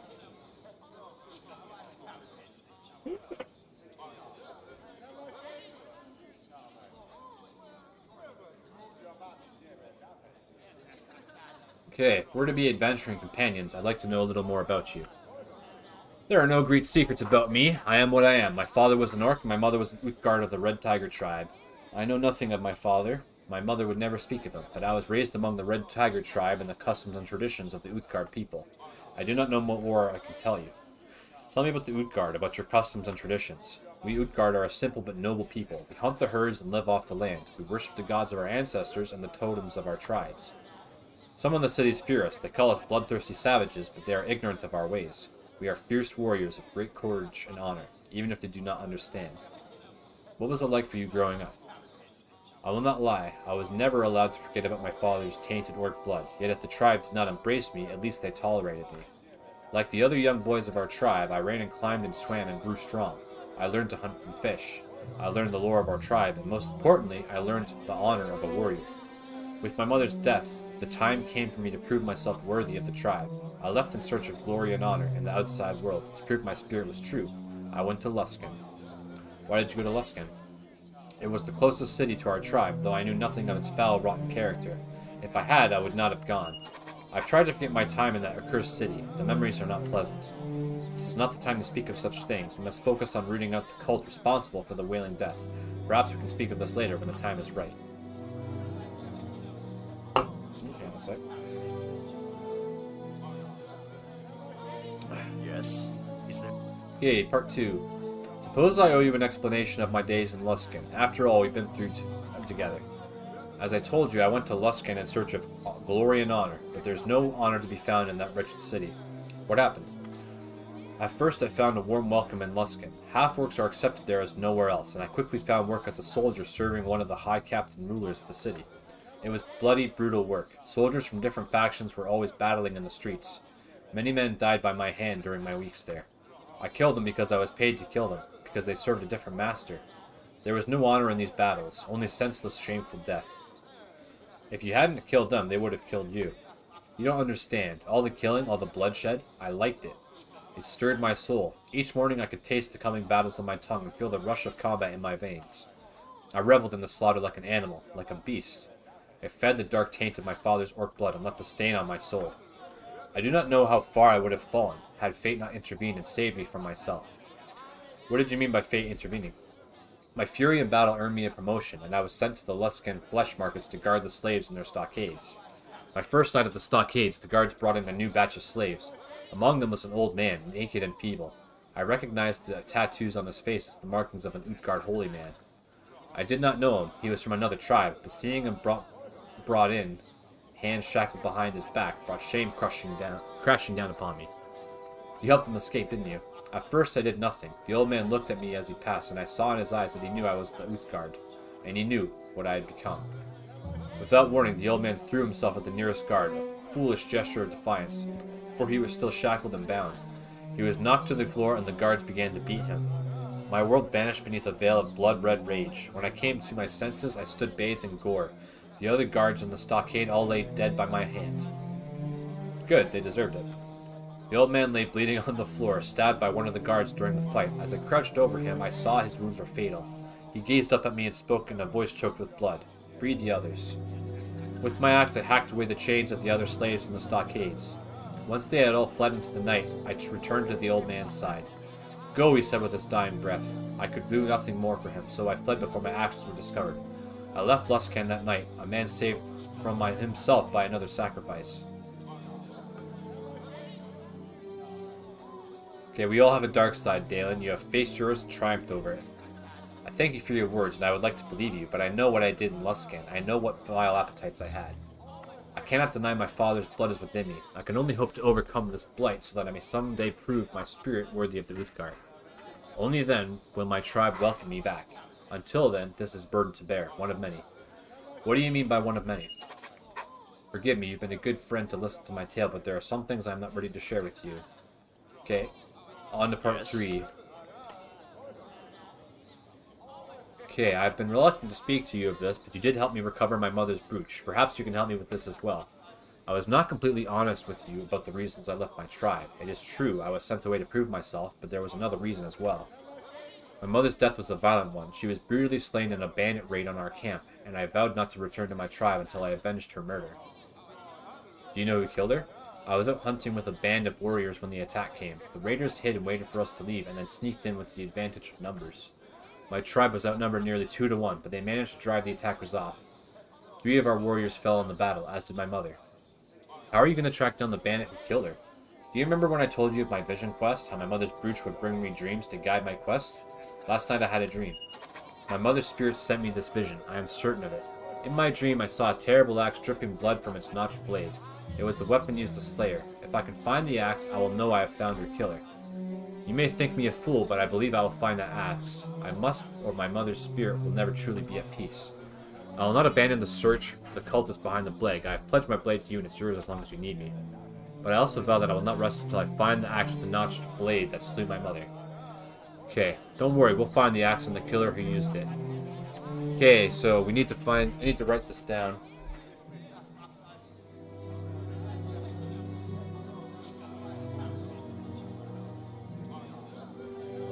Dalen, Tommy, and now I gotta talk to the gnome, Body Knock.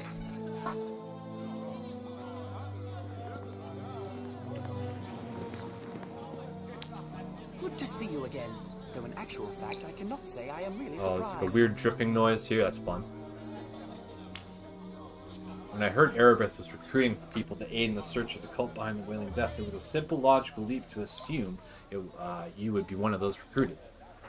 What are you doing here, Body Knock? When we parted ways, I meant to continue my explorations of the north, but then I heard Erebeth was recruiting mercenaries to join in the search for the cult behind the plague. You may have discovered a cure for the plague and flushed out those behind it, but the process by which the Wailing Death was spawned has not yet been determined. Given my scientific interest in this plague and my desire to ensure it's never again unleashed upon Faerun, it was only logical that I answer Erebeth's call for aid. Okay, so you were conscripted into service by Erebeth? When Erebeth recruited the mercenaries, we were all paid in advance for our services, well paid. Lord Nasher is sparing no expense in tracking down these cultists. Our instructions were simply to make ourselves available to whomever requires our assistance. So in that spirit, is there anything I can do for you? I can use a sorcerer by my side, Body Knock, and I will gladly join your cause. Such an honor to serve as the hero as you. I will follow you and perform to the best of my abilities according to the orders you have given me. At any time you wish to issue an orders, you have to speak to me again. Okay. I need to get away from that dripping noise. It's driving me freaking nuts. Yeah, holy crap. I could not handle listening to any more of that. Look how weak he is. Like, the thing about spellcaster companions in this is that you can't choose their spells. So I don't know what kind of spells he has, but I don't know if they're any good or what. So that's why I've never used him.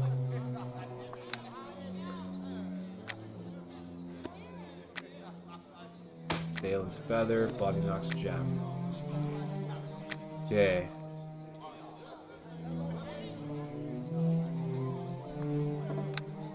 Is there something you need?